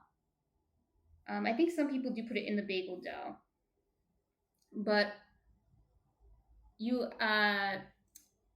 basically get like it helps coat the bagel. You'll see.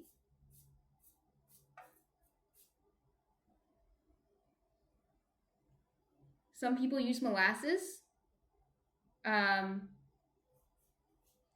which I used to use. Some people use honey, which I never used honey, but you can. I feel like that's expensive to use. Okay, these are good. I can feel that they're inflated, so that's good. So I'm gonna put them in.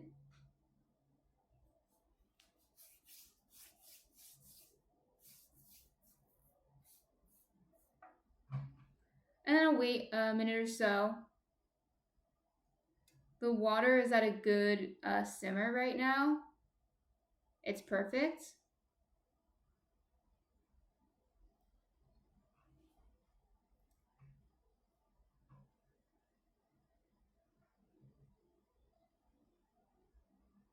This is my boiled bagel dance.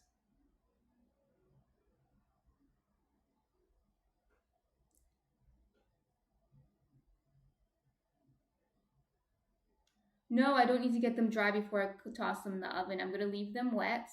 And in fact, I'm going to use the fact that they're wet to help me get the coating on it, the sesame seed coating. It's going to help. So I don't need to dry them. So that's helpful. And then when these are done boiling, I'm going to get them right into the oven. And then I'm going to start boiling the other ones right away. Because these only take about 20 minutes in the oven. By the time these are done, the other batch will be ready to go in. So I'm going to go like that. Which I've done before. But last time I streamed bagels, I only made one batch. So I've never done it before on stream. But yes, just keep going. Okay, good. Looking good.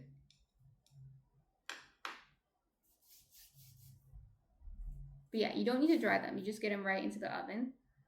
This is the first time, surprisingly, the first time I'm seeding them. Although I've seeded bagels in different ways. I've seeded the Jerusalem bagels and the simit with the Turkish bagels. What else did I put on the bagels? Did I seed them? Oh, yeah, on the pretzels, I did a cinnamon sugar thing on the pretzels. So that's what it was. That's what it was. Oh, I should have mentioned this before I started. So yeah, use a spider if you have it. I don't have a spider, and I don't feel like investing in one because I don't have that much room in my kitchen. They're a little large. Use a spider if you have one. I'm using chopsticks.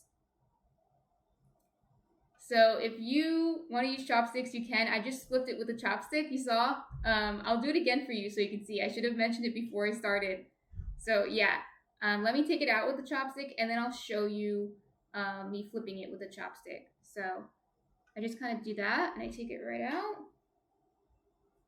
And then be careful. These are nice and inflated actually. So that is good. So I put it in. Be careful. The only thing with the chopstick is be careful. And she said, Skull Crusher for Life said, yeah, flipping donuts is usually done by big chopsticks. Oh, so I'm not the only one who uses big chopsticks. Well, these are normal chopsticks that I just happen to have, and they have become the bagel chopsticks, the honorary bagel chopsticks. So, yes. I'm going to let it cool for a second before I touch it because they are hot right now. And then I will start to coat them with the sesame seeds. Make sure it doesn't start boiling too much.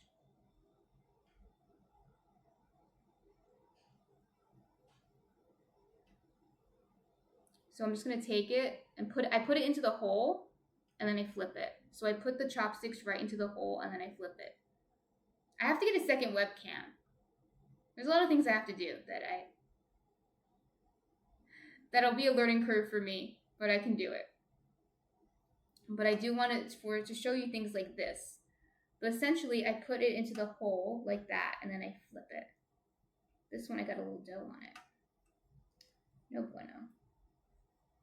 Take it like that, and then I flip it over. And I do the same thing when I pick it up out of it.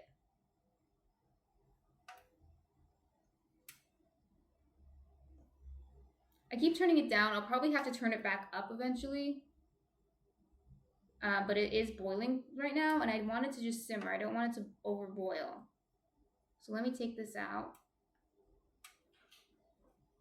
Looks good.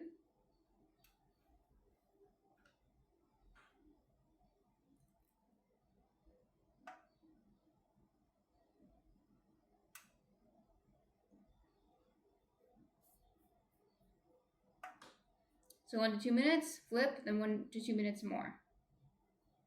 You can see it's kind of brown. That's from the barley malt syrup.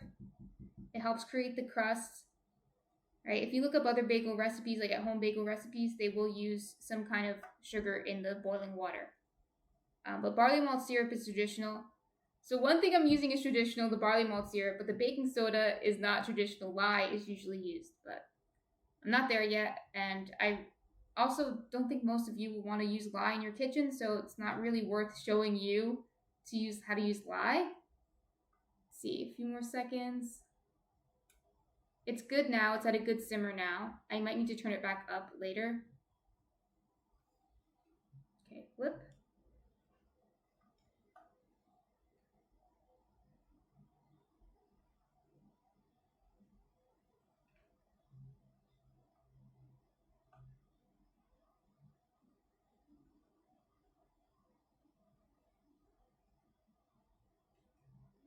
Yeah, that's true. Although I want it somehow so you can see it. So Skull Crusher for Life said, so your audio quality is pretty good.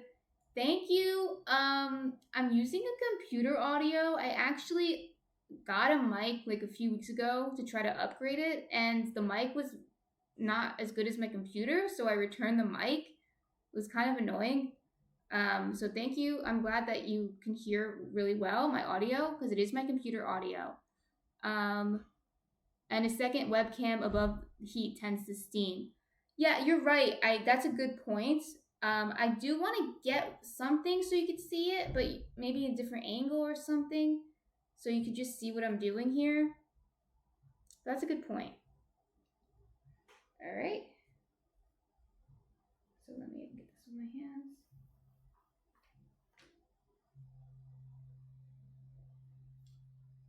But you can kind of see. You get the gist from this angle, but it would be better from like an above angle. So I'm just putting them right back on these because I'm going to bake them on these, right? So I take them out from there and I put them on.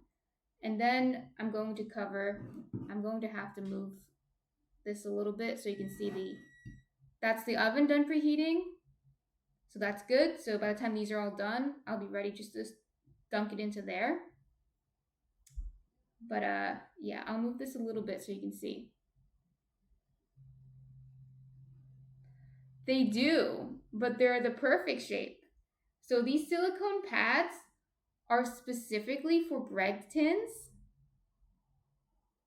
and they're the perfect shape for bread tins, but they're also really good because they have handles. So I use these as handles to take things up. These are from King Arthur, but I'm sure you can get them other places. I haven't seen them other places, but I'm sure that you can, especially if they become more popular, this shape. I'm going to turn the heat a little up now because it went too low. But yes, the shape is actually really helpful. No, it wasn't a big sheet and I chopped it up. They came like this, and it was purposefully for bread tins. And they go in bread tins like this, and they fold over. Oh, you can't see what I'm doing. They go in bread tins like this, and they fold over like that. And then these parts go up as well. So it goes in like that.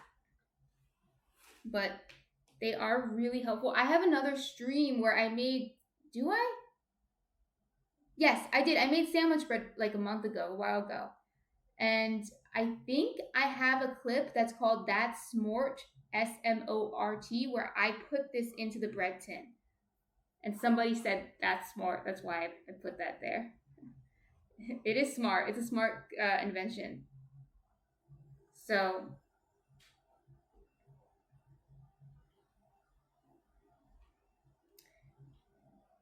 yeah. So I use these for sandwich loaves usually, but I use them for this kind of stuff too. It's really helpful. I really like the shape. You can also use parchment paper, but I've used these a lot. Obviously, they're well used. You can tell by how brown they are. These are well used. And they still work fine. So these will last a long time. And obviously, parchment paper is only one use type thing. So you can use these. A lot is what I mean. I recommend these, is what I mean. Is what I'm getting at. But yeah, that's a good question about these.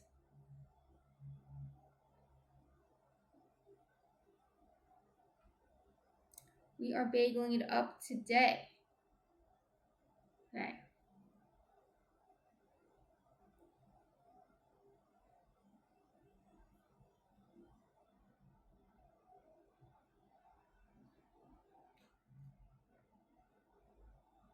Okay. I just flipped it, so I'll just take it out in a minute, and I'll do the last one. Skull Crusher for Life says, add it to your facts section down below. Yeah, I should have a facts section. Once King Arthur sponsors me, I could have a facts section that says all the cool stuff I use from King Arthur and other brands.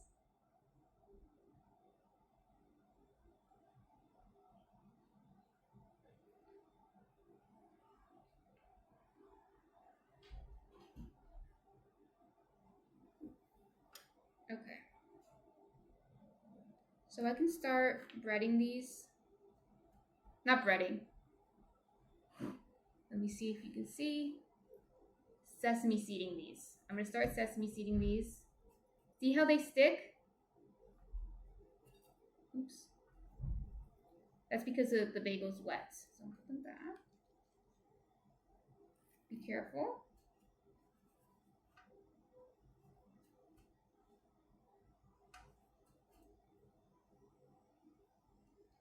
All right. Let's flip.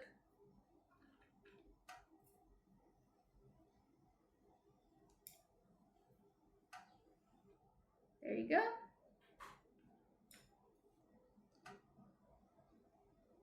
Ah!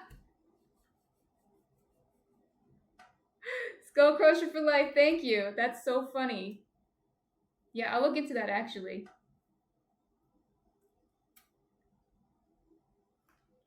I don't know if I qualify for such a big company, but maybe one day, or maybe I'll look into it.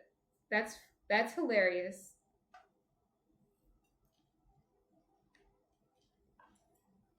Okay. Make it happen. I'm gonna turn this off for now, but we're gonna turn it on in a few minutes anyway. But it's still pretty hot, so it should be fine. Okay, let that cool a little bit before we touch it. I think this one's fine. So we'll do this one. Looks like it got just the right amount of sesame seeds.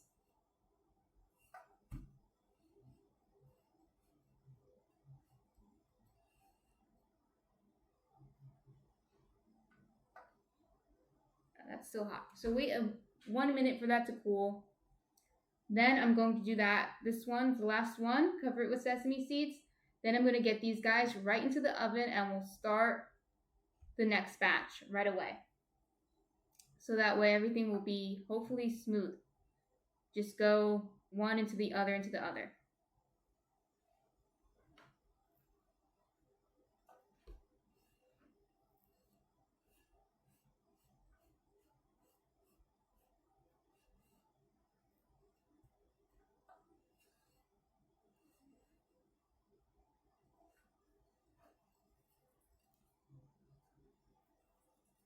Be careful with this. I know you might not have an electric stovetop like this, but if you do, I can't say enough be careful because it stays hot for a long time. It's off, but it's still really hot. Okay, yeah, I have like the perfect amount of sesame seeds. There's some left on here, but overall it's perfect.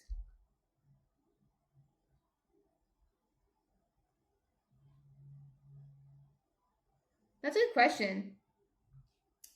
Why don't seeded bagels have the seeds in the bagel? They're always on the outside.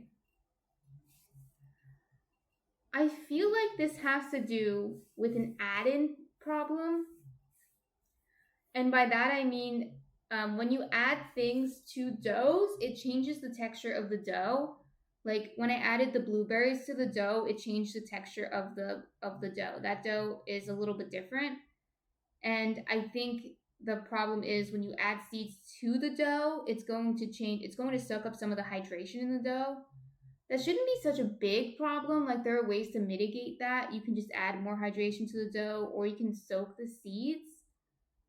So that's my first like thought is that maybe it has something to do with that though. Or maybe it's just like a cultural thing, something that we can't really explain that it just that's what we do because we do it. One of those things, right? Like why do we do a lot of the things we do? Maybe it just started out that way and no one decided to put the seeds in the dough. But maybe it's a mixture of those two things. It's something that we've done for a long time, so we don't really question it. Like, oh, put seeds on the bagel. And it might be something like if you try to put seeds in the bagel, it might change the texture and it's just easier to put it on top. It also looks pretty on top, so that's something.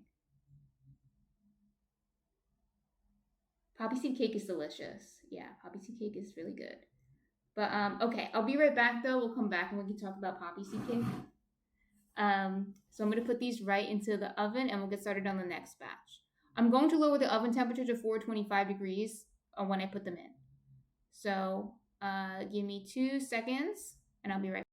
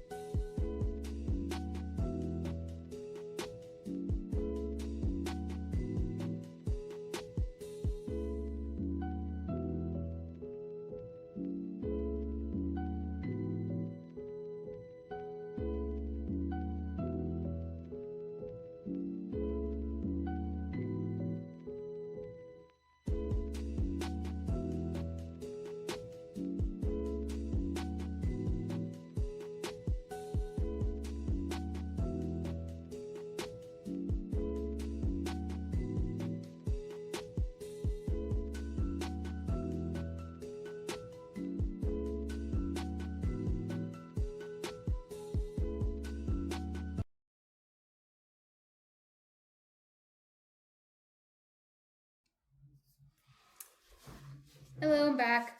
The stream is not ending. Don't worry.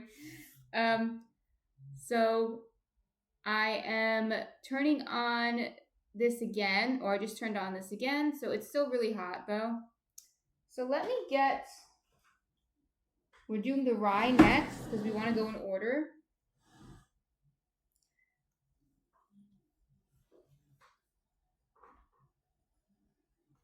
I actually really love poppy seed bread, like the sweet breads, like poppy seed babka. I love.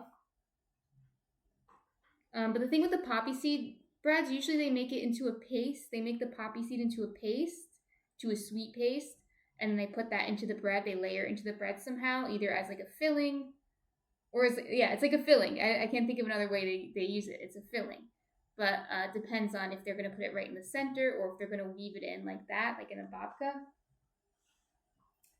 But yeah, I love poppy seed babka. I love it. Ooh, be careful. See how these are feeling. Yeah, they're inflated. They're not as inflated as the other ones, I don't think. Let me see if I pick it up. Oh no, I can feel. Yeah, I can. It feels, when it's inflated, you can feel the air in it, and it feels a little more delicate. So yeah, I'll put this in.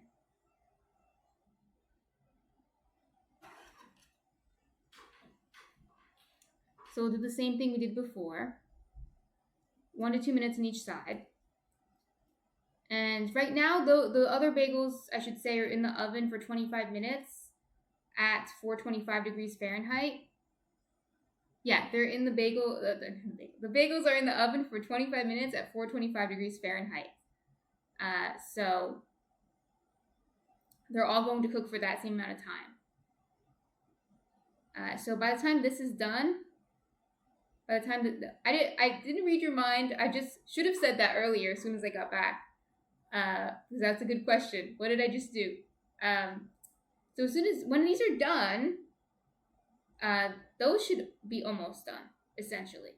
That's what I'm trying to go for, so it's very streamlined. So we don't, not that I mind sitting here talking to you, but I also want to be efficient with my time.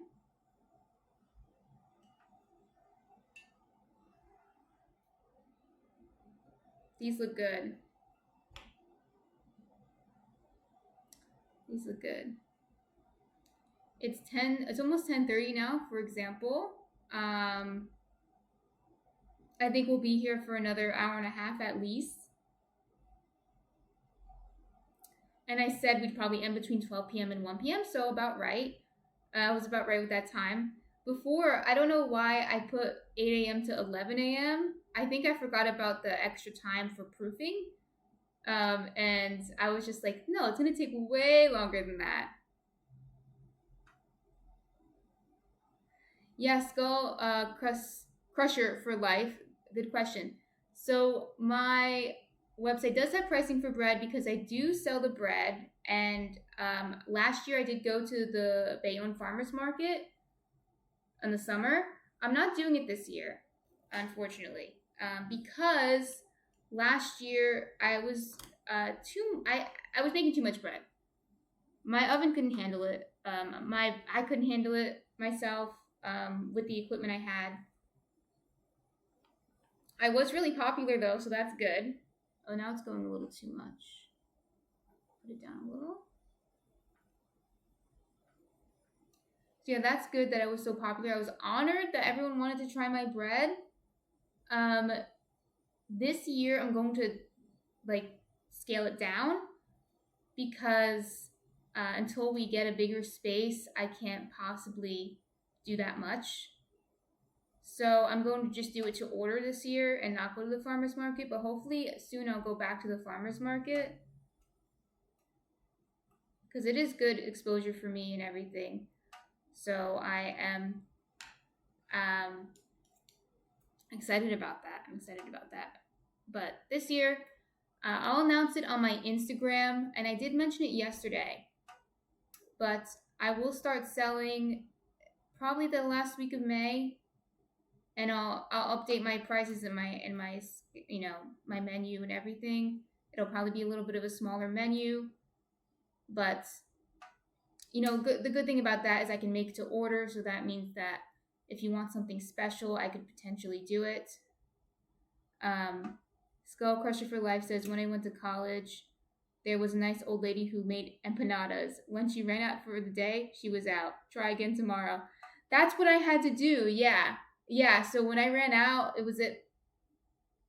And I ran out every week. And every week people would come and be like, where's the bread? And it's like, oh, it's gone. Sorry, you missed out, right? So, but even that was like a lot. It was like a lot of pressure even to make that much. I made so much bread it seemed like unbelievable, and we'd sell out in an hour, which was great. It was great, but at the same time, it was a lot of work, and my oven, um, we had to like service it last year. I was afraid it was going to give out, honestly, but it didn't. We just had to service it, which is probably we had to do anyway. But I want like an actual bread oven, but in the place we're at now, I can't have one um, because I'm renting it. I don't feel I don't feel right asking my landlord. Even asking for that doesn't feel right. So instead, we're trying to save up to upgrade everything. So hopefully that happens soon, but we'll see. But this year, not this year. This year, we're going to take it a little slower. And I probably won't be selling bagels just because it's a little, at least not right now. If I have a bigger setup where I could really do these bagels in a more efficient way, like a bread oven, I can put like all these bagels in at once, then maybe it'd be worth it for me. But these are just for us.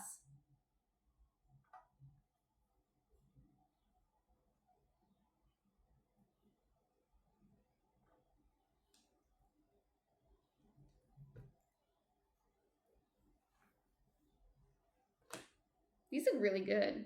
Oh, I'm excited for these. I love rye bagels.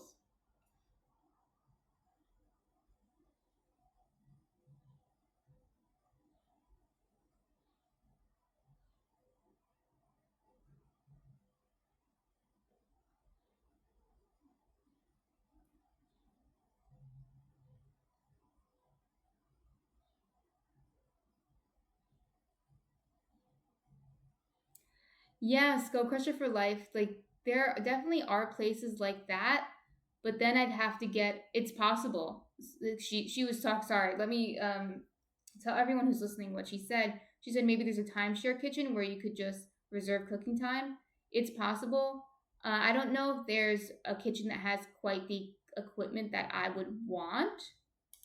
Because the bread oven is so important, and there might be some that have a pizza oven that's pretty much a bread oven, so that one would probably work. Um, but then I'd have to get a different license as a cottage baker. I am not supposed to do that, so I just have to do it like I'd have to do it in a different way. Yeah. Um, but yeah, my plan for this year is to take it a little slower, and then maybe next year we'll see what's going on. If we're still not ready to expand in that way, maybe I'll look into getting a different license because I think my cottage license will probably expire by then anyway. So I can look into getting a different license if I want to try doing it at a different kitchen. But yeah, they keep going up and down, up and down. It's not too big of a deal. Yeah, we do. That's a good point. We do have a culinary department at my school. We actually have a pretty good one. I don't know. I'm assuming they have a bread oven somewhere.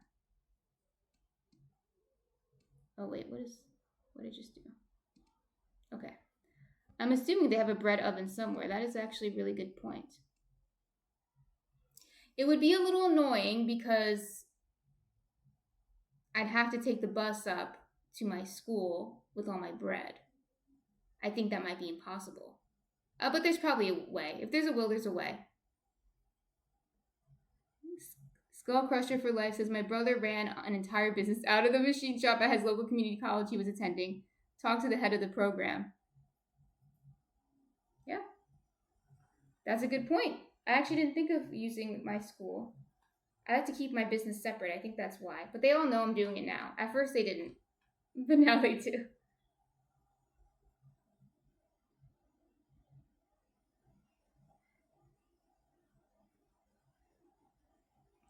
Well, that's good for him. That's good for him that they let him do that. I think they might let me do it too because they know me pretty well. I'm well liked, I think. I think they would probably let me do it. I think it would be a practical problem. But if there's a will, there's a way. I'll think about it again. I'll put it in the back of my brain for next year. This year, I'm just going.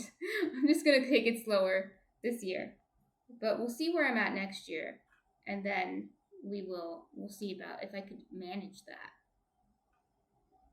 Like I said, I do work close to where I live, but it's not like down the street. I still take a bus to work.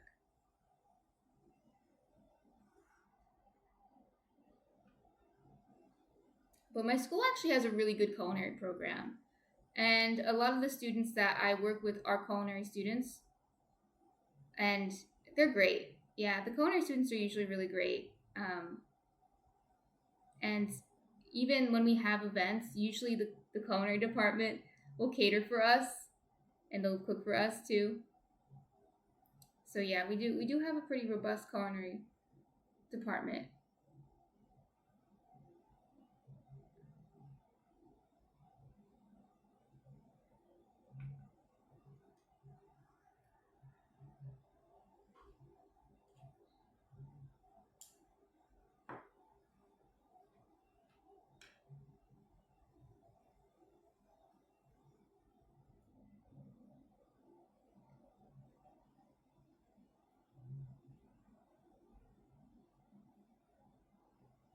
He was running the machines from 11 p.m. to 5 a.m. Yeah, no, I wouldn't be able to do that. I need to sleep at that time. That's another thing is like last summer, my sleep schedule was totally bonkers. It was totally crazy because what would happen was on the day I was doing the farmers market, I was just working all day. Like, obviously, I'm not on like a timesheet or anything like that because of working for me. But if I had to like put myself on a timesheet as how many hours I was working, I was probably working from I woke up at like 2 a.m. till when I went to sleep. I probably went to sleep really early, like 8 p.m. Probably went to sleep as soon as I got home, which is 8 p.m. usually. 7:30 p.m. Let's say. So I was working that whole time. Like I didn't really stop that whole time. I was on the clock, so to speak. And then the next day, I just slept all day and didn't do anything. So it totally like messed me up. So Tuesday, I just worked all day, and then it's almost like how oops, let me flip this. It's almost like how I feel like a nurse. I'm not comparing it to a nurse. Nursing is much more difficult. But it's almost how I feel like a nurse kind of does their things. So they do their long shifts and then the next day they have just off. But some nurses really like this. But then I feel like the next day you're so tired from your long shift that you can't really do anything. You're like, oh, just sleep, and that's kind of how I felt during that. I prefer to work like a little bit each day. So it was not like really good for my sleep schedule. Uh, so that's why we're just kind of taking it slow right now. We're gonna see what happens. I think with better equipment, I could do things quicker. I wouldn't have to wake up at 2 a.m. It would still be a lot of work, don't get me wrong, but if I had a bigger oven, I wouldn't have to do like 3 bakes, 4 bakes, each an hour. Each hour bake each 4 bakes, and then I have to let everything cool. I could probably get everything in the oven at once and do 1 bake. That would be much better. The Skull Crusher for Life says it's like going on vacation as soon as you're back, you need to go to sleep. Yeah, yeah. Well, when you go on you go on a big trip to travel somewhere exotic or somewhere different, you need to explore the cities and go hiking and all those activities that you do on those big trips. Yeah, I could see you being tired after that. We retired when we got back last year. I always talk about this, but some of you weren't here when I talked about it. My husband and I went on a trip to Asia, and we were in Thailand, Singapore, and Sri Lanka. And we did a lot of crazy things. We hiked through the rainforest. That was after that we needed to go to sleep. Oh my god. But yes, after that we were quite tired, especially the long plane rides and everything. But it was a great trip. It was a once in a lifetime kind of opportunity.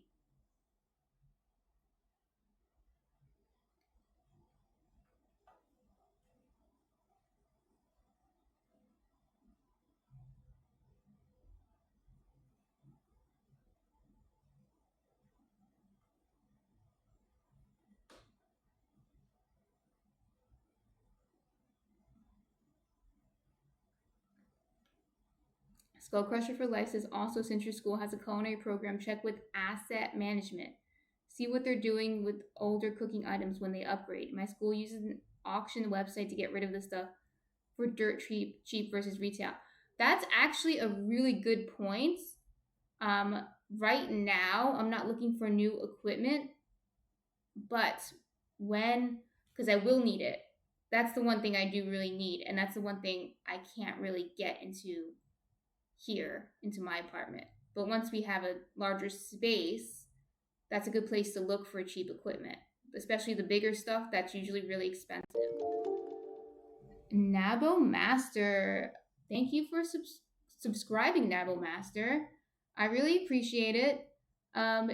If you feel so inclined, introduce yourself in the chat. Tell us if you're a baker, what do you like to bake? Or if you're not a baker, what do you want to learn about baking? Or anything else you want us to know? Thank you for subscribing. So we just finished boiling these bagels. I did 2 minutes on each side. I turned this off for now. I'll turn it back on when we're about to boil the blueberry bagels. The other bagels that are in the oven should be almost done.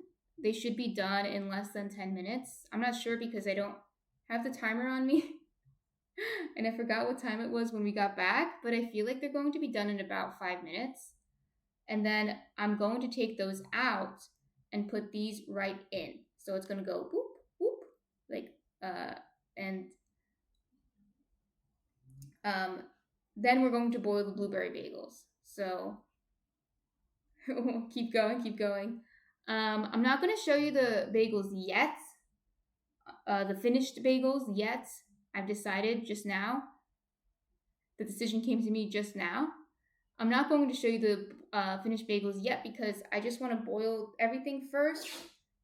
And then once I get the blueberry ones in the oven, I could show you some of the finished ones. So it's not as hectic here. Right now, it's still a little hectic. Not too bad, but still a little bit. Bless you, Munchkin. You guys can't see him, but maybe when we're done boiling the bagels, we'll show him. He's right here. He's sneezing. He's my sneezy boy. He's a cat, in case you didn't know. In case you thought he was a gremlin hiding behind here sneezing. He's not. He's a cat. I promise you. He likes to hang out with me while I'm baking out here. He's not allowed in the kitchen, so I think he feels very included right now because it's almost like he's in the kitchen.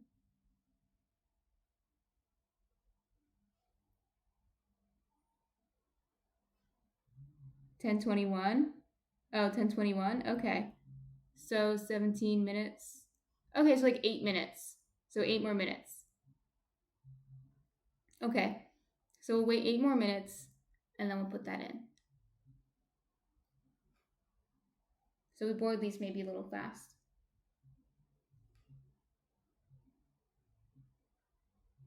Skull Crusher for Life, that's when you sat back down at least. Yeah, so 7 to 8 minutes probably that we have left. And then we will do a little switcheroo, and we will get these guys in. You can kind of see Munch right there. We can get these guys in the oven, and we can get the blueberry ones boiling.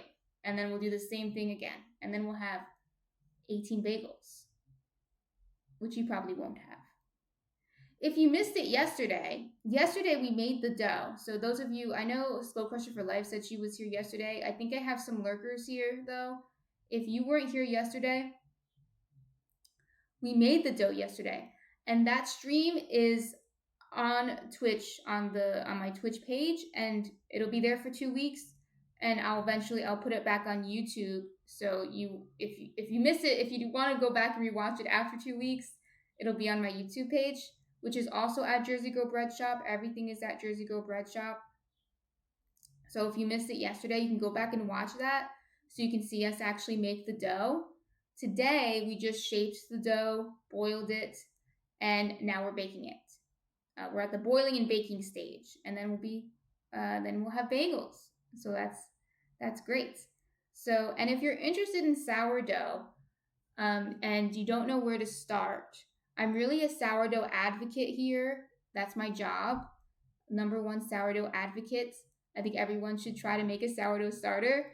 And I have a no discard sourdough starter recipe on my blog. And it's really no fuss. It's a no fuss sourdough starter, no discard. It's really easy to maintain, and it's really not hard to manage. And that's my main point when doing this. It's not hard to manage. I don't have to time everything out exactly. I don't, and I still get good, really great bread. My dough rises fine, right? And it's really, I really want to make it easy for you guys to bake your own bread. So if you're watching because you're interested in baking bread yourself and you really want to get into sourdough baking, that's where I would start. Try my no discard sourdough starter recipe. I also have like my first sourdough loaf, which is just plain or country loaf, like a plain sourdough loaf. I have some other fun things on my blog too to make once you get more acclimated, like bagels. I'm going to update my bagel recipe. I want to make sure I have the size of this pot here. Because Skull Crusher for Life was asking about the ratio to water to baking soda, and I need to get the size of the pot for that. And I think I have it in my recipe, but I might have forgotten to write it. So make sure I write that. But I also want to add the variations. So I'm going to add instructions for how to do the rye ones and how to do how to do the seeded ones, the rye ones, and the blueberry ones, because it's basically the same process. It's all the same, just different add-ins and toppings for the sesame ones. So yeah. So but going back to what I was talking about. Don't be intimidated by sourdough starter. If you like baking already and you're really interested in it, I would suggest it. If you like fermenting foods, I don't have, thank you Skull Crusher for Life. I don't have, what is it? The robot. I don't have the robot set up, the night robot. That my sister uses that, and I know a lot of other streamers do. I don't have that set up, but I should eventually get that set up. But I can put it in the chat. Everything is at Jersey Girl Bread Shop. Jersey Girl Bread Shop. Should be right. So check that out if you're interested in that. I really advocate for baking bread. And you can also follow me on Instagram and YouTube. That's where I'm most active, other than on Twitch. I'm obviously most active on Twitch, but Instagram and YouTube, I'm also fairly active if you want to keep updated. And I will update everyone. My Instagram is where I have most of the people buy bread for me on Instagram. So I'll keep you updated on Instagram on my cottage bakery too, if you're just curious or interested. The dinger just went off, so I'm just gonna go get those out of the oven really quick and put these bad boys in the oven. Yes, I am. I'm going to do that. I'm a little behind, but everything is there that's not on Twitch. Let's put it that way. If it's not on Twitch currently, it's on YouTube. So my old Twitch VODs are on YouTube right now. You can watch them right now if you want, although you should finish watching this first because we're going to finish the bagels. You don't want to miss that. Okay, I'll be right back. I'm going to get the bagels out.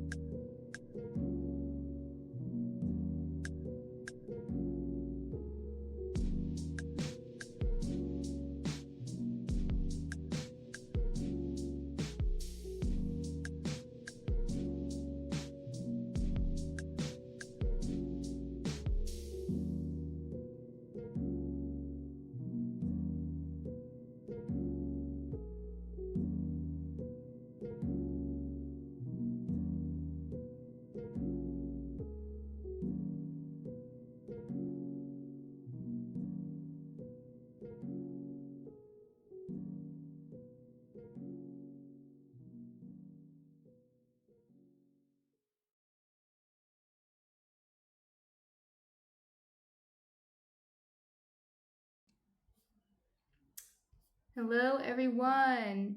So, Skull Crusher for Life said, can't wait to see how they look. They are so cute. I think they're the best ones I've made yet. They're so cute. I think the seeds really do it. So, but I'm not going to show them yet. I just want to finish boiling everything first. They're hot now anyway. They're really hot, so I couldn't really touch them. Well, these are nice and puffed up. That's good. Very, very good. So yeah, I want to finish boiling everything first.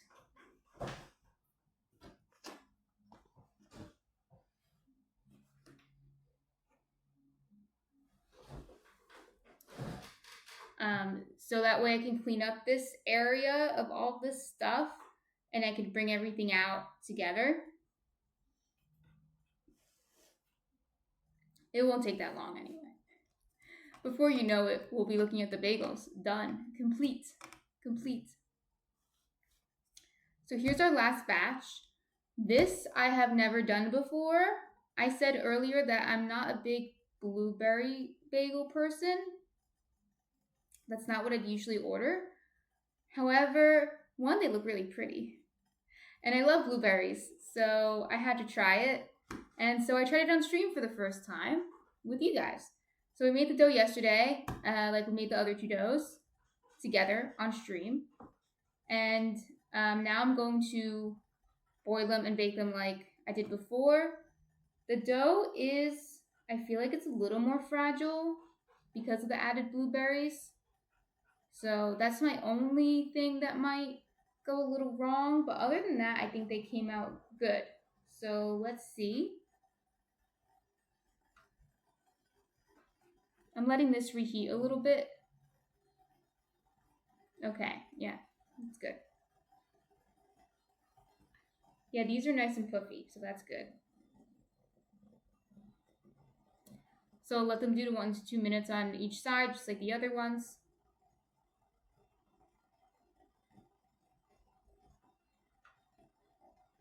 It is Bagel Sunday. I know it's Easter Sunday, so I don't mean any offense, but it's also Bagel Sunday.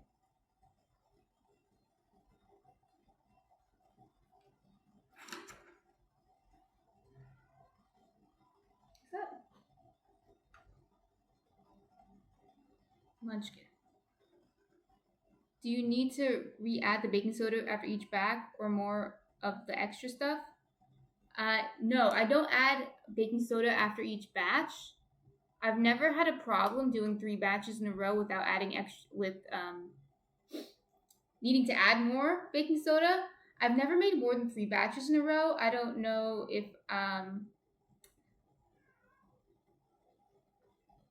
Munchkin is crying. I think he just wants attention, but if he keeps crying, I'll have to check on him because he knows that's what gets me to check on him. But he probably just is in bed and he wants attention. So it's still, like, I can see that it's still baking soda-y, if this makes sense. So I can see that it's forming a white foam from the alkaline water, right? From the alkaline water is reacting to, when I put in the bagel, it reacts to it and forms this white foam. I can tell it's still alkaline. I don't know if after 3 batches it wouldn't be good anymore, or if there's a number of batches where, okay, then you add more to the water, or what it is. But I've made 3 batches in a row. I've never had to add more baking soda between the batches. Oh, Skull Crusher for Life says, okay, wasn't sure if there was stuff happening off stream. Yeah, the only thing that is happening off stream is me putting them into the oven and taking them out, and then also me cleaning up a little bit in between in the breaks. Eventually, I know my sister, who might be lurking right now, is going to get me a light that she uses, or she used to use but doesn't use that much anymore. That might help me in the kitchen to take some pictures in the kitchen and also to take some videos in the kitchen. So maybe we could do some kitchen streams where I show you that getting the dough into the oven But right now it's too dark in there, slash the lighting that is in there. Of course, I can turn on the light, but it's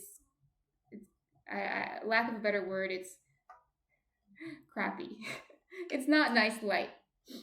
Not for video taking. Right now I'm using the natural light from the window. Okay, that looks nice. Ooh. Okay, okay. That looks nice. So you can see that's pretty interesting. So this is another sign that it's still alkaline in here. The blueberries are purple before I put them into the water to boil. See, here they're purple. They're purple here. I don't know how you can see how well you can see the color, but it is purple here. And here it turned blue. Like a dark blue. Like here it's like a bright purple, and here it turned a dark blue. That's from the alkaline water. It changes the colors of a lot of different foods. I was wondering if it would change the color of the blueberries. I know I made purple sweet potato pretzels. I don't think I'll make them again, but because it changed the color into a weird color, it became a little greenish on the outside, which is probably why I won't do it again. The flavor's fine. And the inside was still purple, but the outside that was in the baking soda bath got a little green in some spots. Well, that's because the alkaline changes the color. It's so interesting, to me anyway. It's interesting. But yeah, it changed the color to a darker blue. Not an ugly color though, but a darker blue. Not a bright purple. The inside should still be purple though, so we'll see when if we cut into it, what it looks like.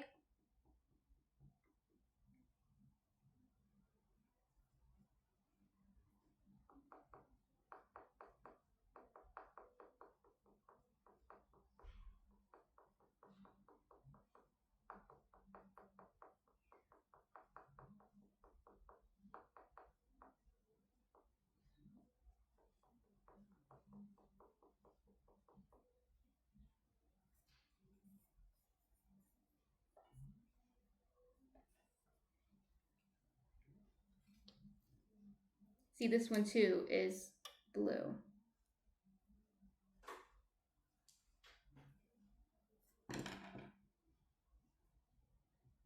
Okay, let's get the next one.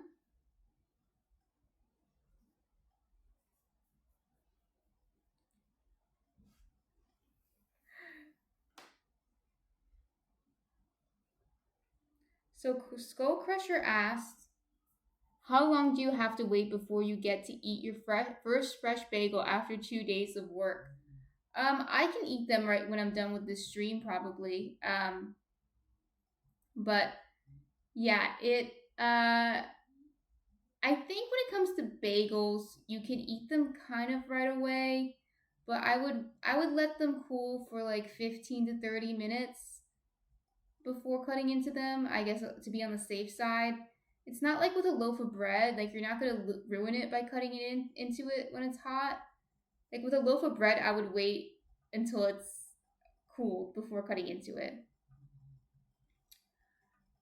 I might want to try the blueberry one only because it's so different, but my favorite's the rye, so those are the competing. But the sesame ones are so cute. I want to take pictures before I eat them though, so I might take pictures first. Which one would you pick?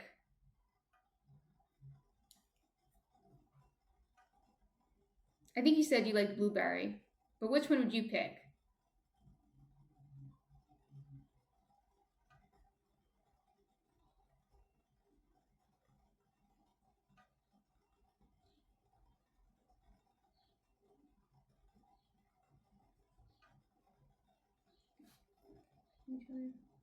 Blueberry for me. Yeah, I might just pick blueberry because it's different for me.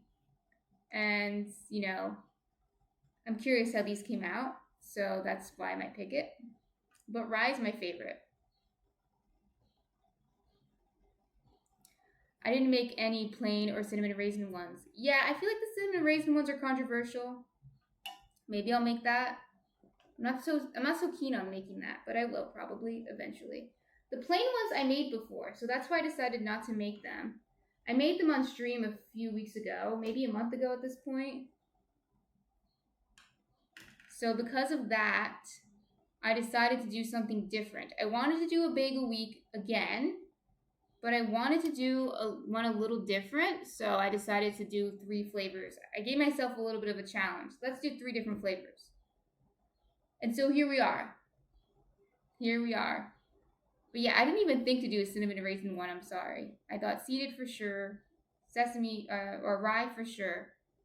And then the other one, I was kind of in between doing a cranberry one and a blueberry one. So yeah.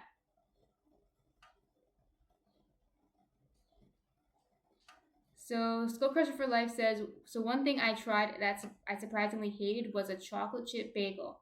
I love chocolate, but in a bagel, I was not a fan. So I've never tried that, but I had one of my viewers yesterday tell me that, or ask me, can you put chocolate chips in a bagel? And I told him I've never had it, but I think you can do it. And I believe I've seen it before at some bagel shops as like a special, probably not as like an all year thing, but as a special. I think I've seen it. So maybe he's here lurking right now. He comes often, so maybe he's lurking right now, and he can hear your testimony that it wasn't very good. But he asked about the chocolate chip bagel. I've never had it. I usually steer away from the sweet ones. So yeah. But definitely, not that I don't like sweets. I do like sweets, but my bagels, I don't know if I want my bagels to be sweet. But definitely, yeah, definitely rye, plain, or seeded for me, I think. Or whole wheat, but that's, kind of like plain. It's like a healthier plain one. The pumpkin spice one was pretty good. So, knowing that, I'm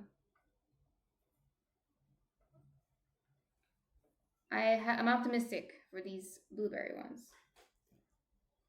And Skull Crusher said I had a cinnamon sugar bagel that I love too. Is that the ones with the cinnamon sugar on top?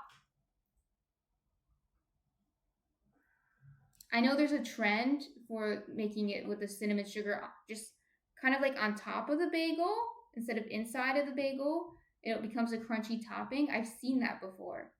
I never tried it, but I have seen it with all my baking buddies. Yeah, okay, that sounds interesting. I bet that's really good actually because of the texture, texture difference. So yeah, I think that sounds interesting.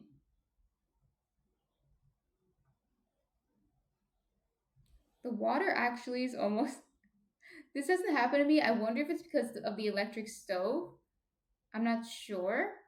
But the water is pretty low now. It kind of boiled away. I've never had so much water boil down or boil out. But I think we have enough for one more bagel. So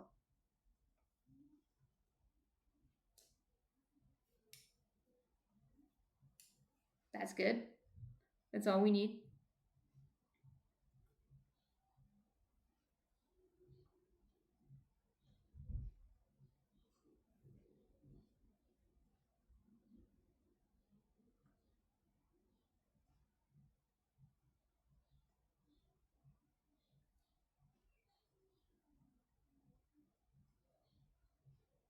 The bagels look pretty already, Skull Crusher says. Yes. Yes, I think they look pretty already, but they are. You're not here. So they are like, they're not done. They're gelatinous, kind of. But they will be very pretty when they're baked, definitely. They'll be like shiny and crunchy, hopefully. Hopefully, if this goes correctly. Skull Crusher for Life says the other ones look like they still needed to bake. Yeah, I think it's because you're seeing it from the camera, but they do look like in person, they look like they need to bake. But I could see like what you're seeing through the camera, and they do look nice. They're very photogenic.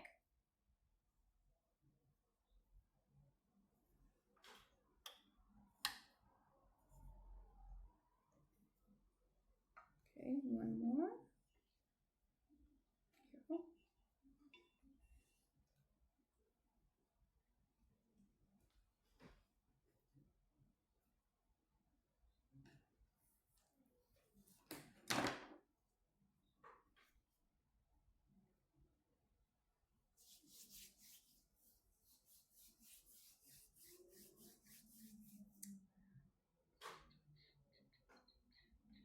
That's my bagel dance. My bagel boiling dance. We're on the last one. And yeah, then we'll just wait like we did before for these guys for the rye to finish. We can check when this chat started again. Oh, I guess I kind of can't see on here. Or if I can, I don't see where it is. That's okay. When it beeps, it's done. And so it should beep soon.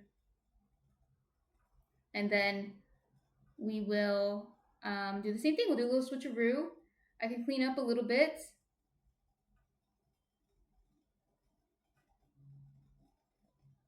Yeah, that's true. We really want to turn this off. Skull Crusher said, don't forget to turn the burner fully off since this is the last batch. Yeah, and the water is low. So, yeah, you want to turn this off. And you know what? The thing is with this, is this thing takes a long time. So actually, after I flip it, I'm going to turn it off. It takes a long time to cool down this burner. Oop, got it. Turn it off. So you have to be careful because this burner, it also doesn't turn red when it's hot. I know there's some electric burners that turn red when it's hot. So if you have one that doesn't turn red when it's hot, just always treat it like it's hot. I always treat it like it's hot until I'm like sure. Like if it's been like 5 hours, it's not hot anymore. But if it's been like 30 minutes, I'm still pretty cautious. I'm like, it might still be hot, you know. Yeah, it's still so hot. It's still boiling. But I turn it off. But it'll take a few minutes to cool down. But you know what's funny? When I made the pretzels, and I used a lot of baking soda when I made the pretzels to get the crust really dark. The baking soda liquid actually helped me clean the pot. So when I was done and I washed it, it cleaned up really well. And I was just like, oh, probably because of the baking soda. Because baking soda, I use it for cleaning a lot. Baking soda and vinegar. Other people do as well. It's pretty common. And yeah, it did work for cleaning the pot. So the pot should clean up pretty well after this. Yes, Munch Munch, what are you doing? What you doing? Okay, so this should be good.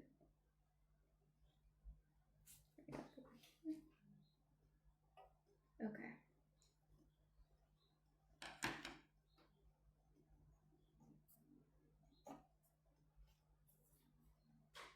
So yeah, it's actually still going after I turn it off. So Skull Crusher for Life says, I have a habit of refilling the pot with cold water and putting it in the hot burner just to make sure I don't actually forget it might still be hot. But that's my normal stovetop. Yeah. That's a good point. Yeah, just to make sure you don't touch it and when it's hot you burn yourself. I do have a habit of burning myself.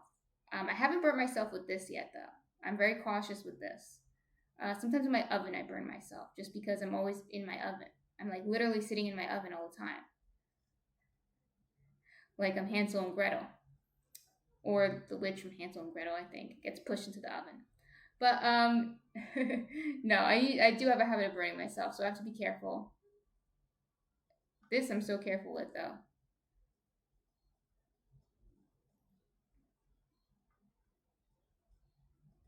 Okay, it's starting to go down. I can actually unplug it too. There you go.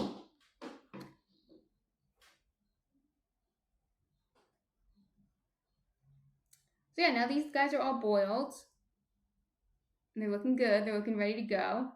That means that I'm going to show you the finished bagels soon. So when we're done with um, getting these into the oven, I'll show you the finished bagels.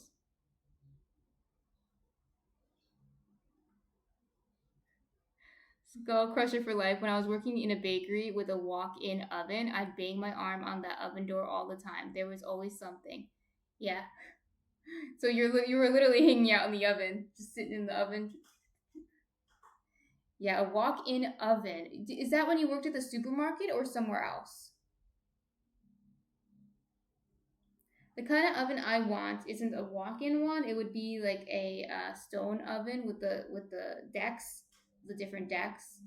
That would be the oven I want, and they do sell those smaller, like a smaller version for cottage bakers. So that's hopefully what I would be getting. Yeah, so Skull Crusher for Life says yeah at the supermarket. Okay, that makes sense because you're baking so much for the supermarket, I'd imagine.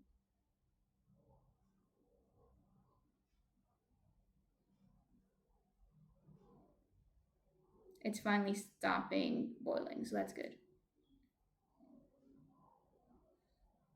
That is good.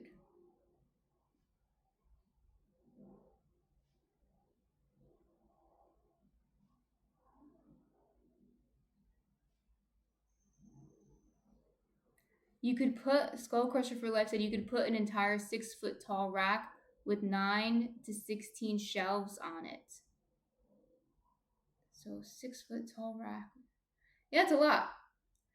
It's definitely taller than me by a good foot. Yeah, that's a lot. That's a lot. So how many loaves were you putting in there at a time? So were you putting in like 100 loaves at a time, or was it 50 loaves at a time? What was the capacity? My oven right now is 5 loaves at a time. If I'm being very, very smart about how I position everything. Okay.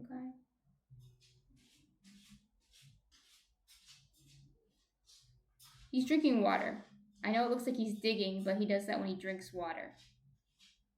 I don't know why. I'll show you.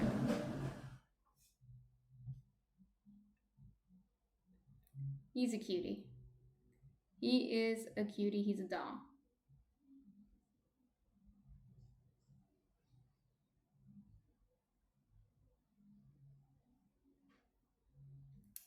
Yeah, so the oven I was looking into getting, I'm trying to remember how many loaves to fit at a time. I think it was something like a 12 loaf at a time thing. But it might have been one that was more. This would be for if I was just running a cottage bakery. If I got like an actual bakery, if we, started an actual bakery, which we were originally planning on doing, we were looking at bake ovens that did 50 loaves at a time. 36 loaves a rack, or 180 rolls, maybe 55 baguettes. Wait, so 36 loaves a rack or 36 loaves in total? I'm assuming you meant 35, 2 racks at a time. So it would be like 70 loaves. That's really good. That's a really good capacity. Yeah, it's a really, really good capacity. Yeah. But, they make some, I think, what are they called? I can't remember the Rofco ovens. I don't know if anyone's ever heard of that. There's other brands too. I don't think I wasn't looking at the Rofco, but there's Rofco and there's some other brands that I was looking at that are similar to the Rofco, and they have models that I believe fit like 12 to 15 loaves at a time. I think there's models that I'm trying to think which one else I was looking at. But that's such an improvement to my 5 loaves. It would be so much better. Hobart's. I think that's a good brand, right? It's like has a lot of influence, or I think influence isn't the right word. It's a long-standing brand, is what I mean. Okay, so I just heard the beep, so I'm gonna do another switcheroo, and I'll be right back. So I'll see you in a few minutes.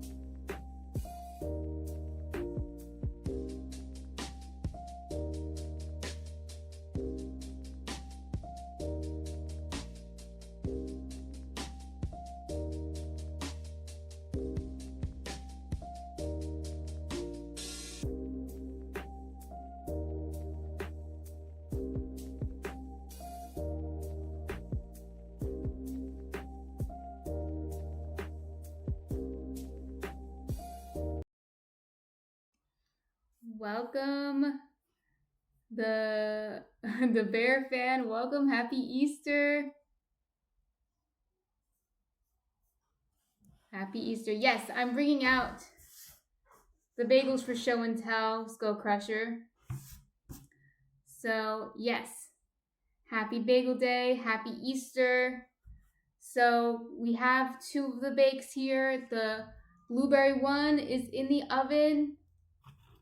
Here we have the sesame ones. Let me show you a cute one. They're all so cute, actually. I really like the sesame ones. The holes did close up a bit. The only thing with the sesame ones, they are a little bit falling. The sesames are falling off a little bit, but they are really cute. So I wonder if there's yeah, it's really falling off. So I wonder if there is a better way to get the sesames to stick. I thought just like the water would help it stick. The water did help the cinnamon sugar stick, but the sesame seeds are a little flaking off. Yeah, see? A little bit flaking off.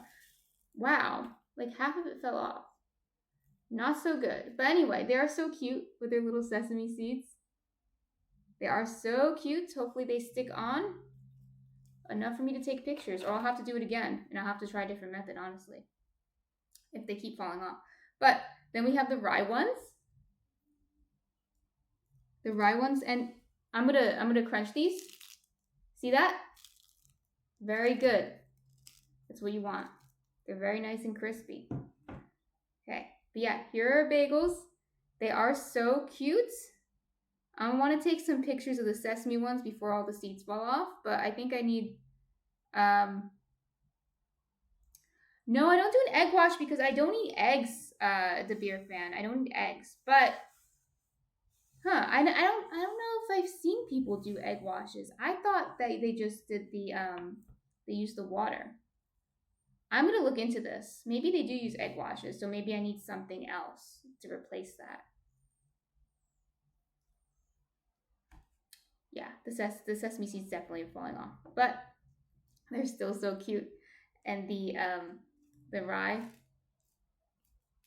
is great.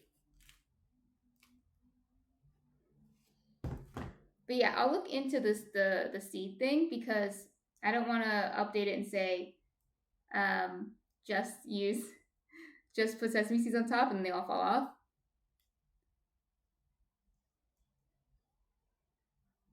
Oh, maybe too much water? So Skull Crusher for Life says, when I was working in the bakery, we used the spray bottle for seeds. You could definitely add too much water that caused them not to stick. Huh, that's interesting. So the squirrels are crazy outside. They always distract me. So when I'm baking like larger loaves, I do also use a spray bottle for the seeds. So that's a good point.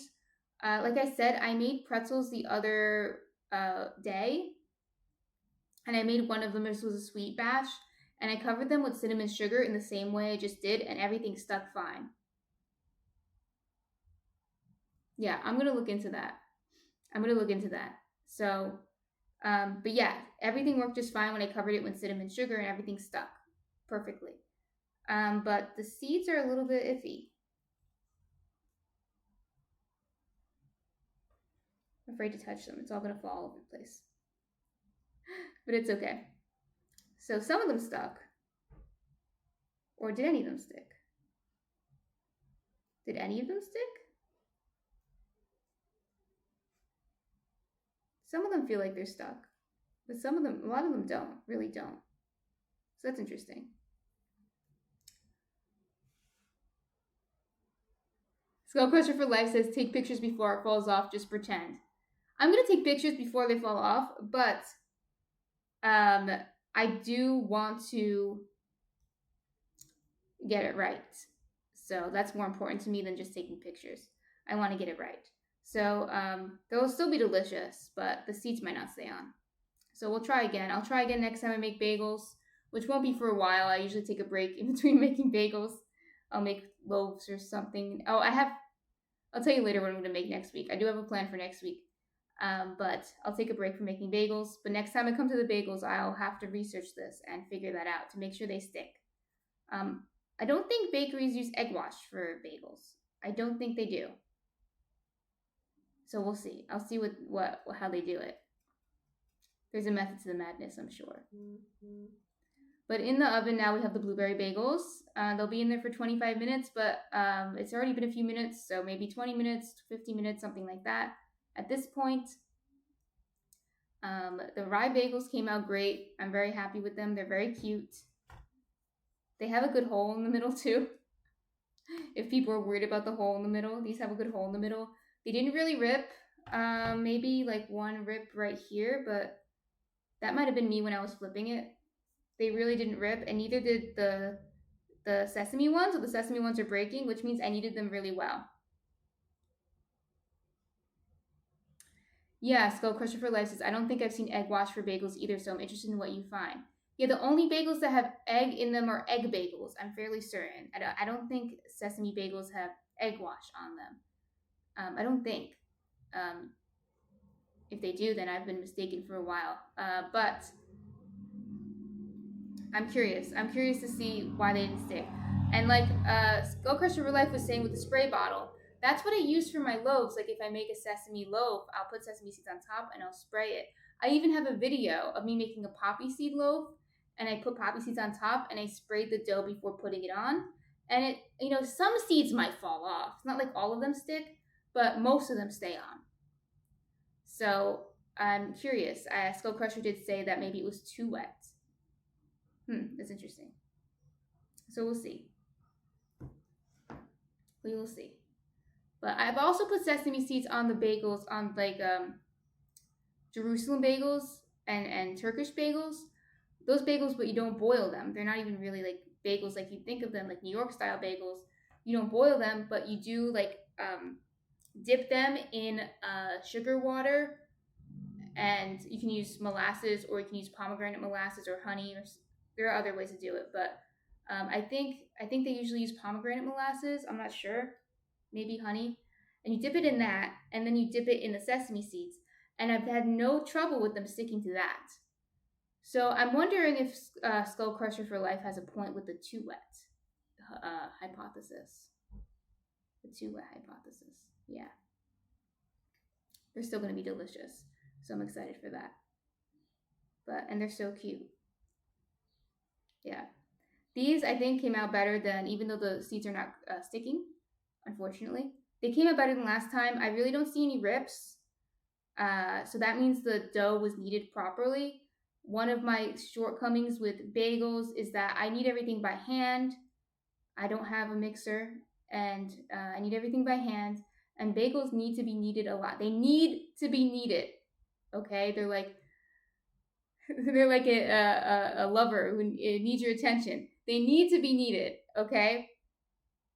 And so you really need to go ham on them. And yesterday I went ham on them, and I did do a different tactic where I let them rest like I would for any other dough. I usually let it rest, but usually for bagels I would just go in on it.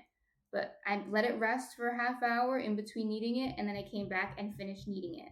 And I think that really helped out a lot, that tactic. So that I'm going to update definitely my bagel recipe with that tactic there. And I'm not going to add the seeded one yet because I don't feel confident that the seeds stick. I'll have to do it again before I add that option. But I'm definitely going to update it with the pumpernickel one. I've made this a few times already, so I feel like this is definitely a go.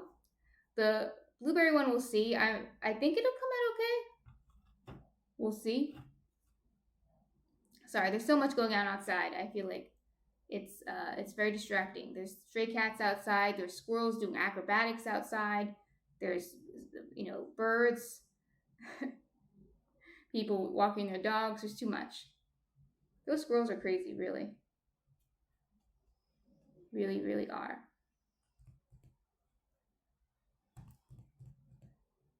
So yeah, I'm glad you guys all joined me for Easter. I said earlier, but I think there's more people here now. I wanted to try to raid today. My sister tells me that I should do it, and I think she's right. I think it's time for me to try it. I've never done it before. And if you have any suggestions on people I should raid, Preferably somebody who's also doing something like cooking. If they're baking, that's even better. But I know there's not a lot of people baking on Twitch all the time. So if they're doing something like cooking Easter dinner or something, even if it's not vegan, that's okay. We can rate their stream. Obviously, you're not obligated to stay if I rate their stream. So Rusty Rhymus, are they Rusty Rhymus? Are they streaming right now, or will they be streaming soon?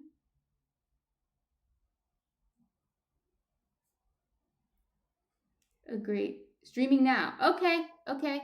We will do them. Not yet, but probably in like a half hour. And obviously, you're not obligated to like stay in their stream, but it's a fun thing to do, and we can watch them for a few minutes at the very least. And if you're interested, you can stay and watch them. If you need someone to hang out with on Easter, which we're hanging out on Easter, which is fun. So yeah, we will try that. Not yet. We'll wait for the. They're part of the Good Cause Crusaders. Thank you to Bear Fan. That's good. So they're raising money for. What are they raising money for? Is it for children's cancer patients? Children cancer patients. That's good. That's good for Easter too.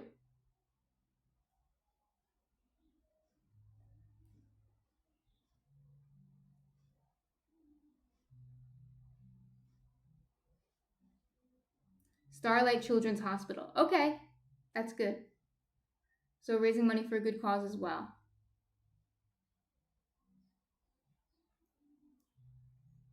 Oh, and for those of you who came in later too, and if you weren't here yesterday, thank you for helping me get up to affiliate. One of the things I have now is these cool little emojis or emotes that you can use if you follow me. And if you subscribe, I think you get even more emotes. Actually, I know you do because I set it up that way, so hopefully it's working correctly.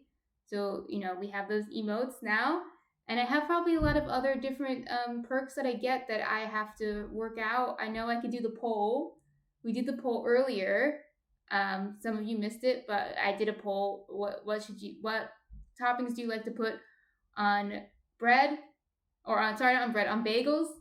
And butter won, even though I think it was a little bit of a cheat. That's okay.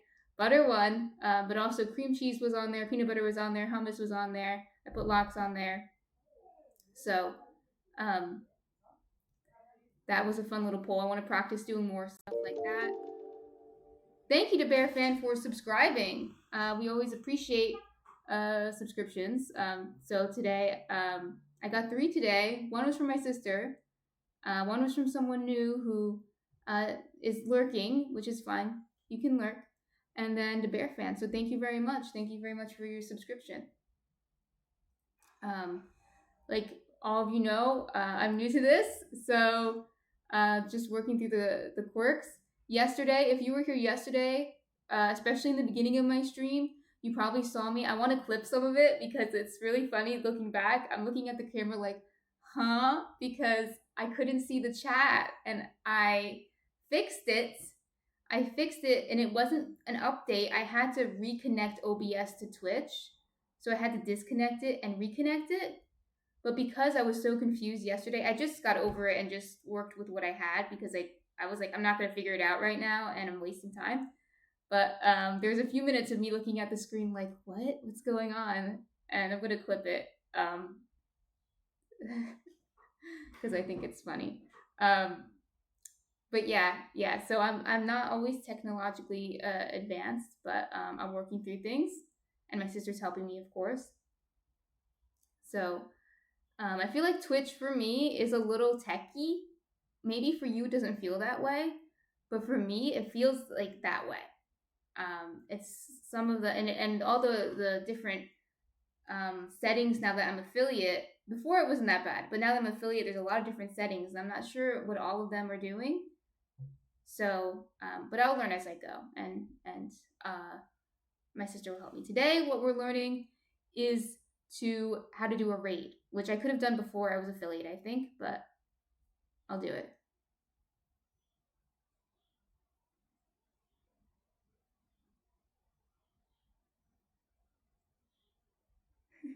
Yeah, I have pumpkin to help me. Yeah, the bear fan says if you want all the bells and whistles, it can feel techie. Yeah, I think that's what it is. Like all the settings, I'm not sure what all of them mean. My sister did help me with the emotes, though. I did figure out how to put them in, but I probably wouldn't have even thought of it if she didn't tell me to do it. So she helped me in that way by telling me to do it, and then I could figure it out. It wasn't too bad. It wasn't too bad. But I have Pumpkin to help me.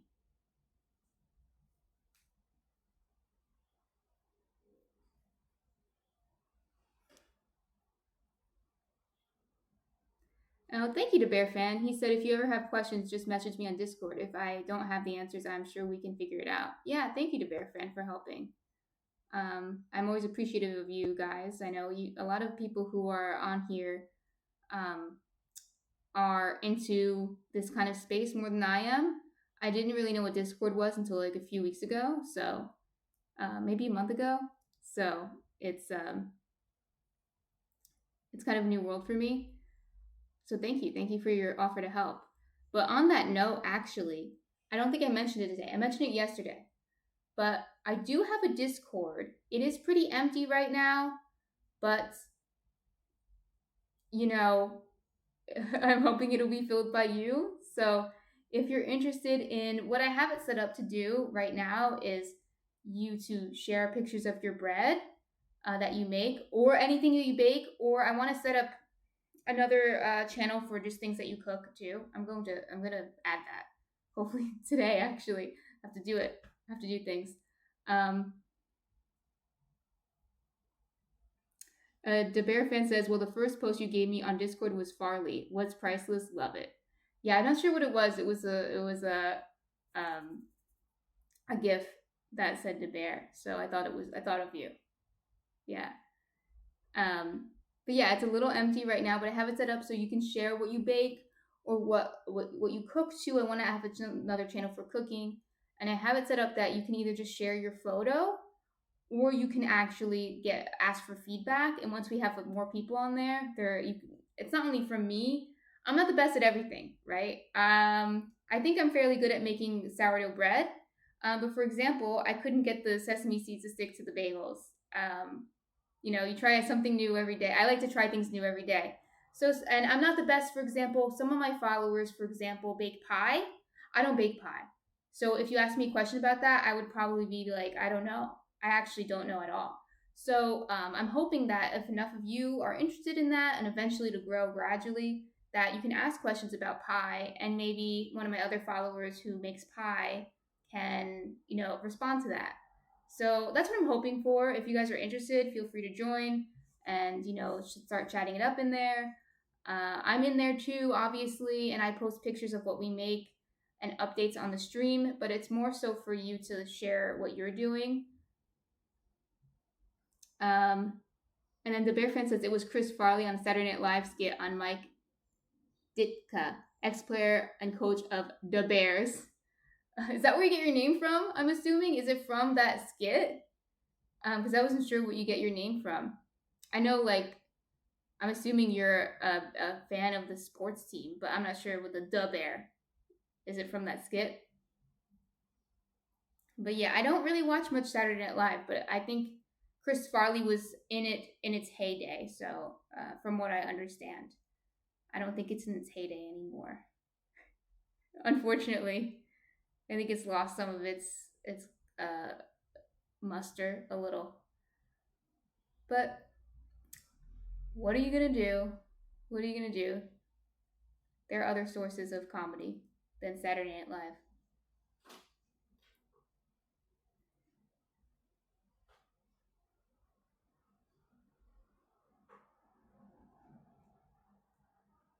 That's my bagel dance. So if you ever see me doing that, it's a bagel dance.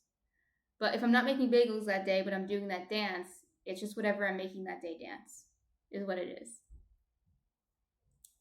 So I guess I can announce what we're doing next week.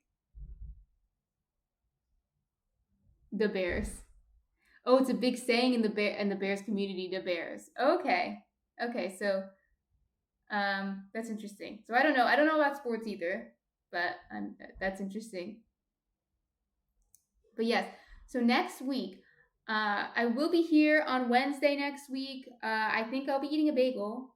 So I'll save one of the bagels. Maybe I'll freeze it for Wednesday.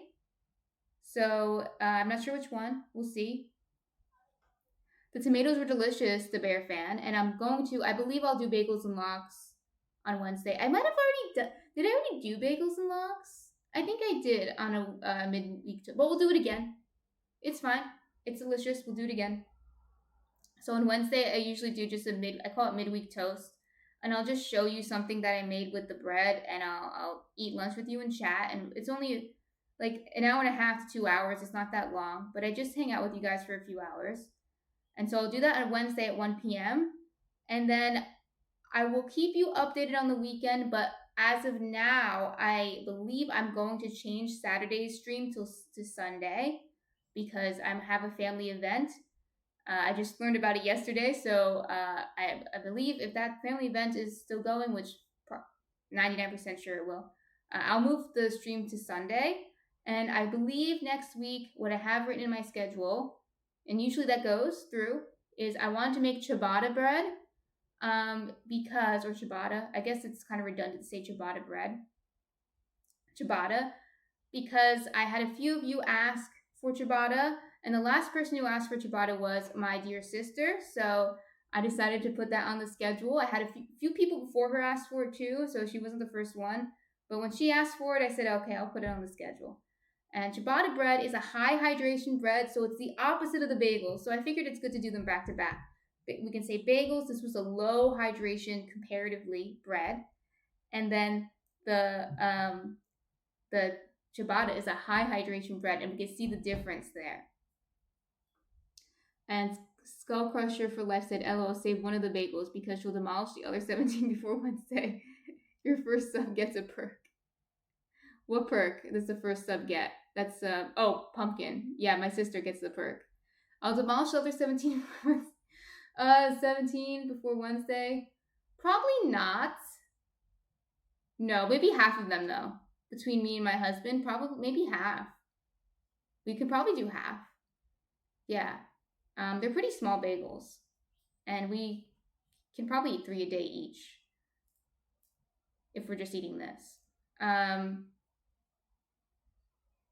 Yeah, I have to think about it. But yeah, I have to put some of them in the freezer, most likely. So I'll save one in the freezer for me for on Wednesday. Okay, I heard it go beep, so I'm going to go to get that.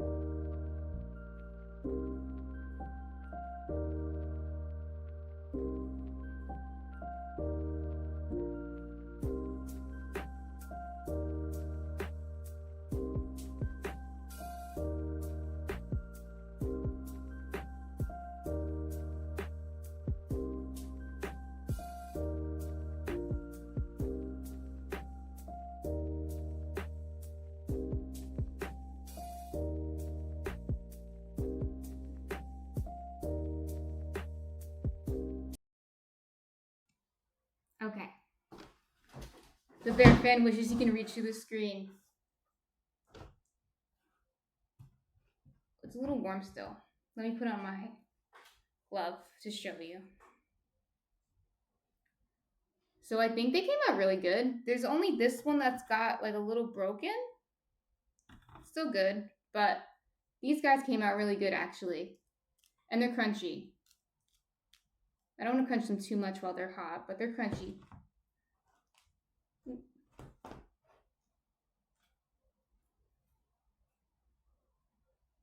So yeah, they're really cute. Again, even with the only one that kind of broke was this one, but not too much. It's a little uneven, and it broke a little bit here. But even with the blueberries, it didn't really cause any problems. So yeah, I would say that one's a win. We'll see when we cut into it and taste it to make sure it's good. But I think these are all a win, except I want to research on the sesame or the seeded bagels, how they make it stick, if I did something wrong, or I don't know. The Bear Fan says, what is the shelf life of homemade bagels? Do you freeze, give to family, have bagel binge, all the above? Yeah, bagel binge, really. But if I make these many bagels at once, I usually don't, but on occasion I will. It's kind of annoying to make this many bagels at once, just because it takes a lot of time. I usually make one batch at once, but when I'm recipe testing or something, or showing you guys this, sometimes I want to do a bunch at once. So I would say bagels will last about 3 to 4, maybe 5 days. You can stretch it. I've never had a problem with them going moldy. The sourdough tends not to mold as quickly. I don't know, the blueberries might cause a little bit of mold, maybe. That might be an issue, but this is the first time I made the blueberry ones. But the plain ones and the rye ones and all that, I've never had an issue with mold. When they go bad, they usually just get really hard and stale. And as long as you can cut through them and toast them, it'll be fine. Like once you toast them, they revitalize.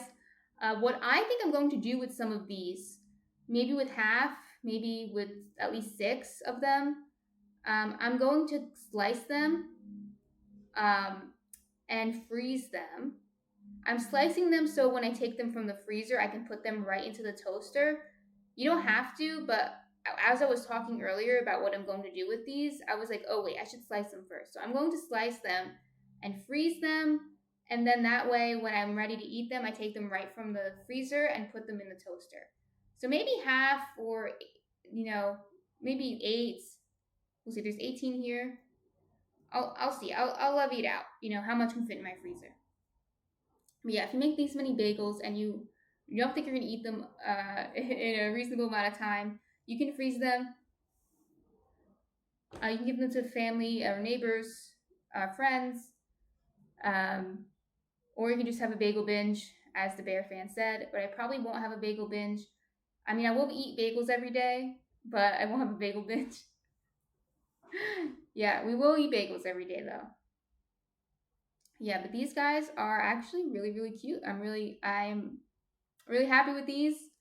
I'm actually kind of surprised that the one I have to redo will be the seeded one. I wasn't expecting that, but sometimes unexpected things happen. I thought if there was going to be a problem with these, I thought it would be with the blueberry, just because I'd never done it before. But sometimes some things surprise you, so I'll look into that one before I repost it on my website. But on my website, under my bagel recipe, I'm gonna repost instructions for different variations, and I'm definitely gonna repost the rye because I've done the rye a few times and I'm very happy with it. So this one I've already know is good, and I believe I'll put the blueberry too. I'll see how I feel when I'm eating them and the texture of the inside and everything like that, to make sure it's satisfactory. But I think it's relatively easy thing to add in, so I think I'll update that. And then eventually I'll do the seeded one too, but I might take me a few weeks because I have to redo it to make sure. What is your favorite topping? I did um, a poll before. What was your favorite topping? We could do another one. We could do. We could just keep doing the same poll. But no, I think we're good. I'll just ask you verbally. Tell me in the chat what's your favorite topping. My favorite topping for bagels now is peanut butter. Okay, because I love peanut butter. But I'll tell you what I used to get before I was a vegan. I would get cream cheese and lox was my favorite. A rye bagel or a pumpernickel bagel with cream cheese and lox. Now, Skull Crusher for life. She says she likes butter, which is fine. That's okay. But you can tell me what you think about this, the Bear fan, and anyone else in the chat if I'm being too harsh. So Skull Crusher for Life told me that she has a friend who's from Queens and who's kind of a bagel snob. This is how she kind of presented him. Kind of like, oh, he'll tell you if your bagel's bad, right? So it's, oh, okay, ooh, kind of a bagel snob. And she said that his order is a blueberry bagel untoasted with blueberry cream cheese. And I thought that was the weirdest order I've ever heard from a bagel snob. Like, if you didn't call yourself a bagel snob, or like, oh, bagels, I have to get the best bagels, and you're just like somebody who lives, that sounds like an order from somebody who lives in the Midwest that's never had a bagel before. That might sound harsh, but that's what I think. I'm like, what? That's not an order from someone in New York City who's very knows up about bagels, right? But yeah, I was shocked.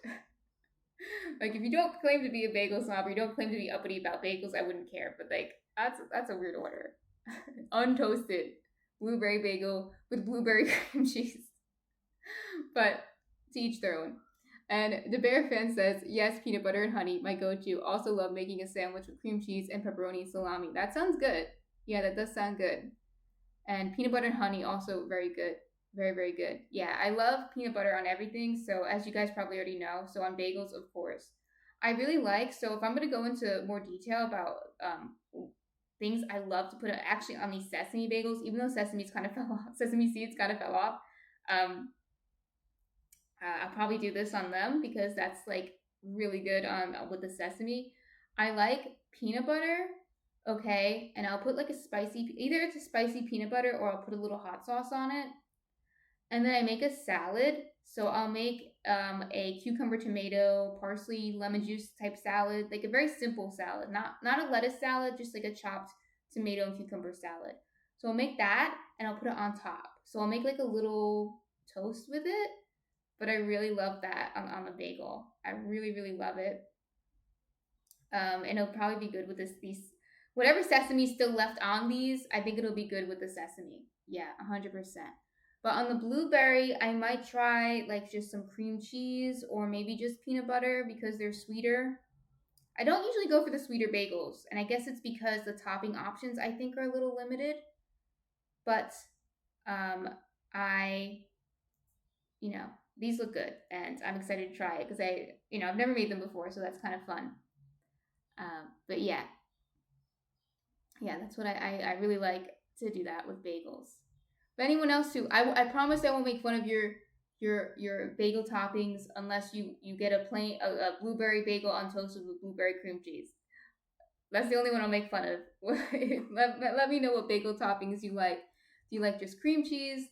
Do you like butter? Do you like to put lox on it? Do you like other toppings like peanut butter or hummus? I like to put hummus on bagels too. Skull Crusher for Life says savagery. Yeah, I mean, I think, sorry guys, I think sometimes I do have harsh takes on things. I have to remember to calm it down. Like, sometimes I say something, and unless I'm talking, my husband and I both can be a little harsh. And when we talk to other people, sometimes I have to remember that they're not my husband. But yes, I stand by that. I think that's a weird order. You can order it. It's not like against the law or anything, but it is a weird order, especially for someone who says they're a bagel snob. I stand by that. But anything else, I will not make fun of. I think like I would have thought it was more normal if you just put butter on it or just plain cream cheese, but I think the blueberry cream cheese puts it over the top. I love blueberries too, so I kind of get it. But at least toast the bagel. There's too much going on there. There's too many things. It all adds up to something weird. But yes, I think you should toast the bagel. I even toast fresh bagels. I mean, maybe the blueberry one might be good fresh without toasting it. Maybe your friend has a point, huh? But I feel like you have to toast it. I don't know.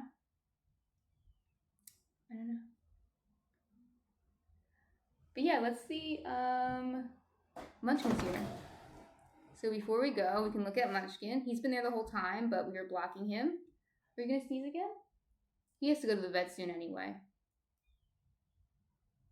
Maybe next week or always busy, right? The week after he has to go. Just for a checkup, but when he's there for a checkup, I'll ask about the sneezing. He's a little angel. Little angel.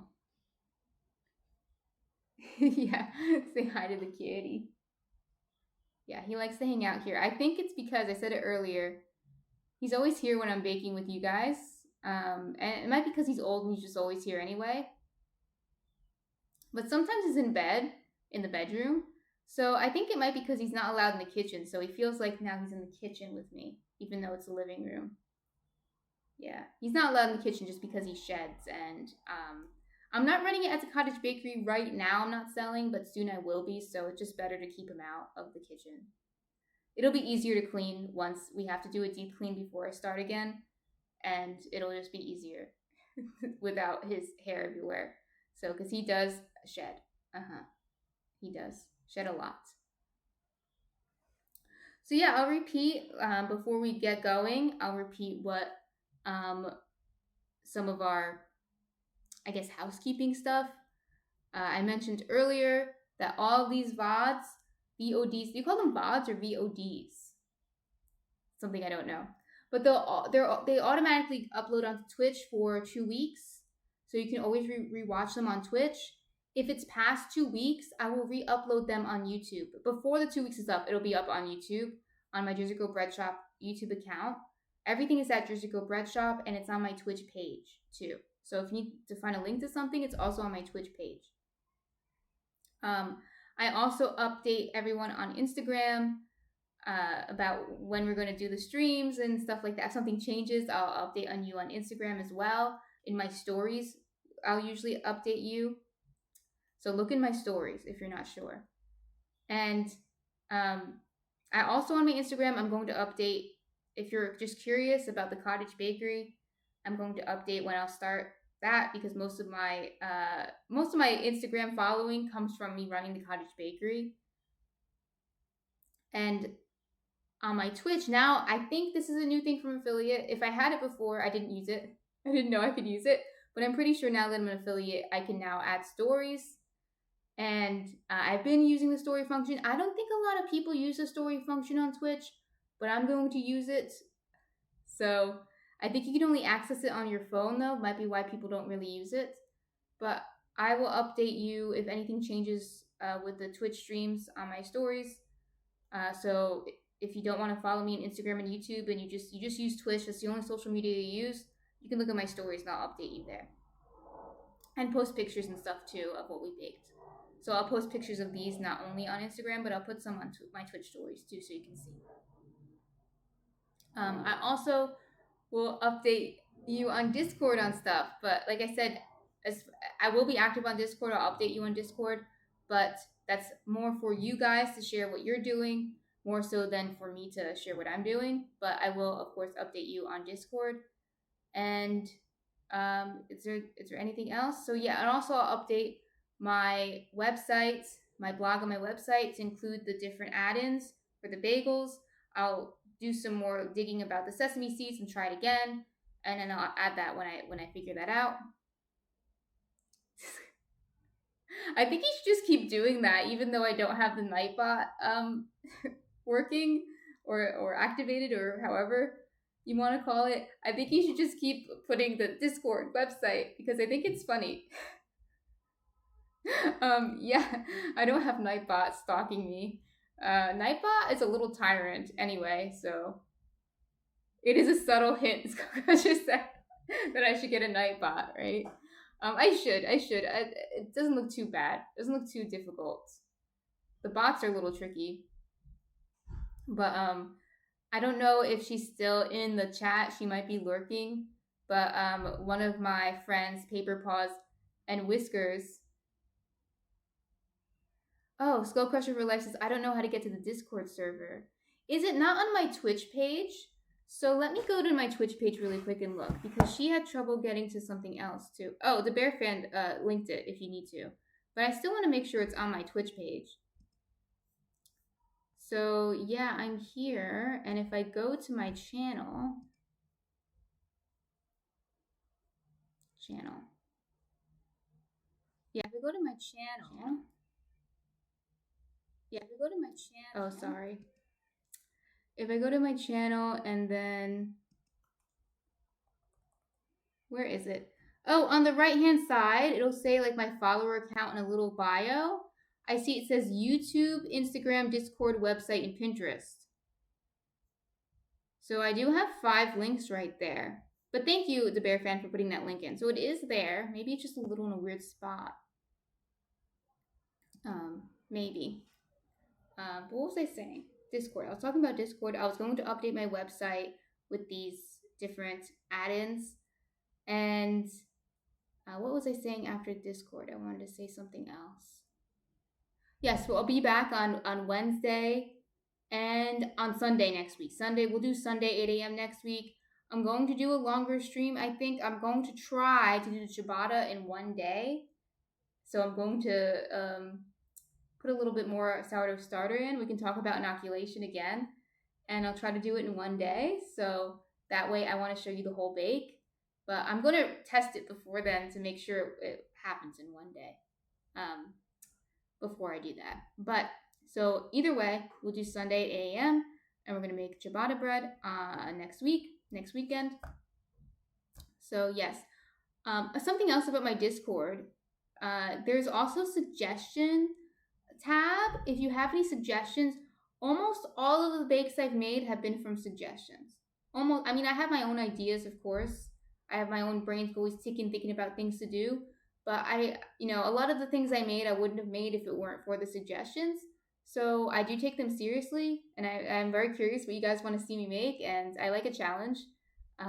So if you have suggestions, you can pop them into the suggestion box or channel on, okay, Mom just says just baking. Yes, just baking. On Discord, or you can tell me right here if you have suggestions. You can tell me in the chat. I see them in the chat too. So whichever.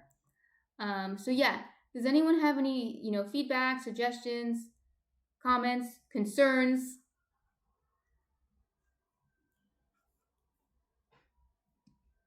Okay. So if not, wraps or hummus and tabbouleh. Oh, that's a good suggestion to do wraps. I actually made tortillas the other day, and I do have to do them again. I made them like 3 times already, these specific tortillas, and I'll have to do them again. Yes, we'll do wraps. Thank you, okay, Mom. I will put that in the suggestion box, and we will get to it. I think that's a really good suggestion. See, that's something I probably wouldn't have showed you. So, and now I'm thinking, oh, I should show you that, because now I know that you're interested. Well, one person is. And if one person's interested, sometimes a lot of people are interested, and they're just not saying anything. Okay, so I'm going to move this actually so I can be closer to the computer. So I make sure I don't... See, look at all these sesame seeds. Why are you not on the bagel? These are renegade sesame seeds. They ran away from home. Okay. It's going to be messy cleaning this up, but I'll try to put them in the compost. I'll get a big compost bag of renegade sesame seeds. Okay, I'm putting this closer to me, so you get to be really up and center, really close to me. You're usually not this. Ooh, it's almost too intimate. Okay, I want to do a raid, and I want to make sure I type everything right. So let me, the Bear Fan, who were you raiding again? So you do /raid.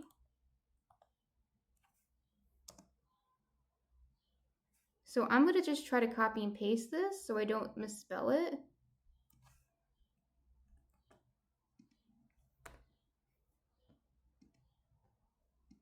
So last time it told me like something like the channel didn't exist. They're the Boston family. Oh yeah, I used to live in Boston. So let's see if it works, okay? I did hashtag raid and I put the channel name in. We might all be transported to this channel now. It says invalid username. Why would it say that? Is there something I'm missing? Let me try it again. It said that before when I was trying to do shout out. Do I not have the space?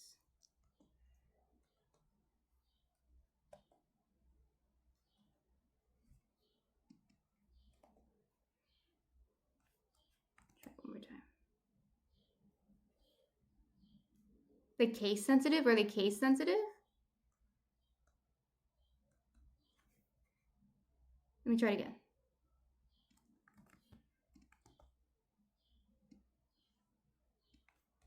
Oh wait, do I not put the brackets in? It's telling me to put brackets, but I'm guessing I don't put the brackets in?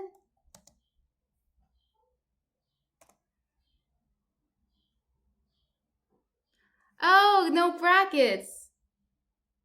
That's kind of confusing. It looked like I was supposed to put the brackets in. Okay, so thank you. Thank you to Bear Fan. Okay, let's raid. This is fun. Okay. I'll see you guys later.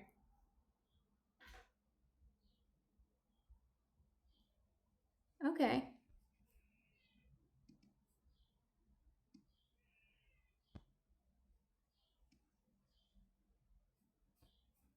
How do I go to them?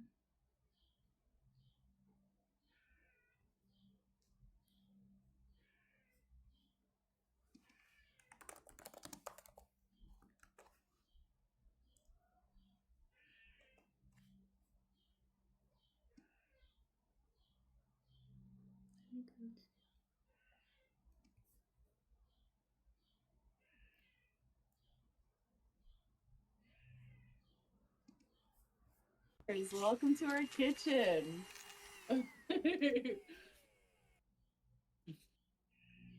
Happy Easter for those who celebrate. Happy Sunday. Let us know what your plans are. Also, welcome on in. I do want to let you know, after you rated, you still have not ended your stream. I see you. Hi. Oh, sorry. Hi. Yeah, I don't know how to do this. Let me do it now. Rusty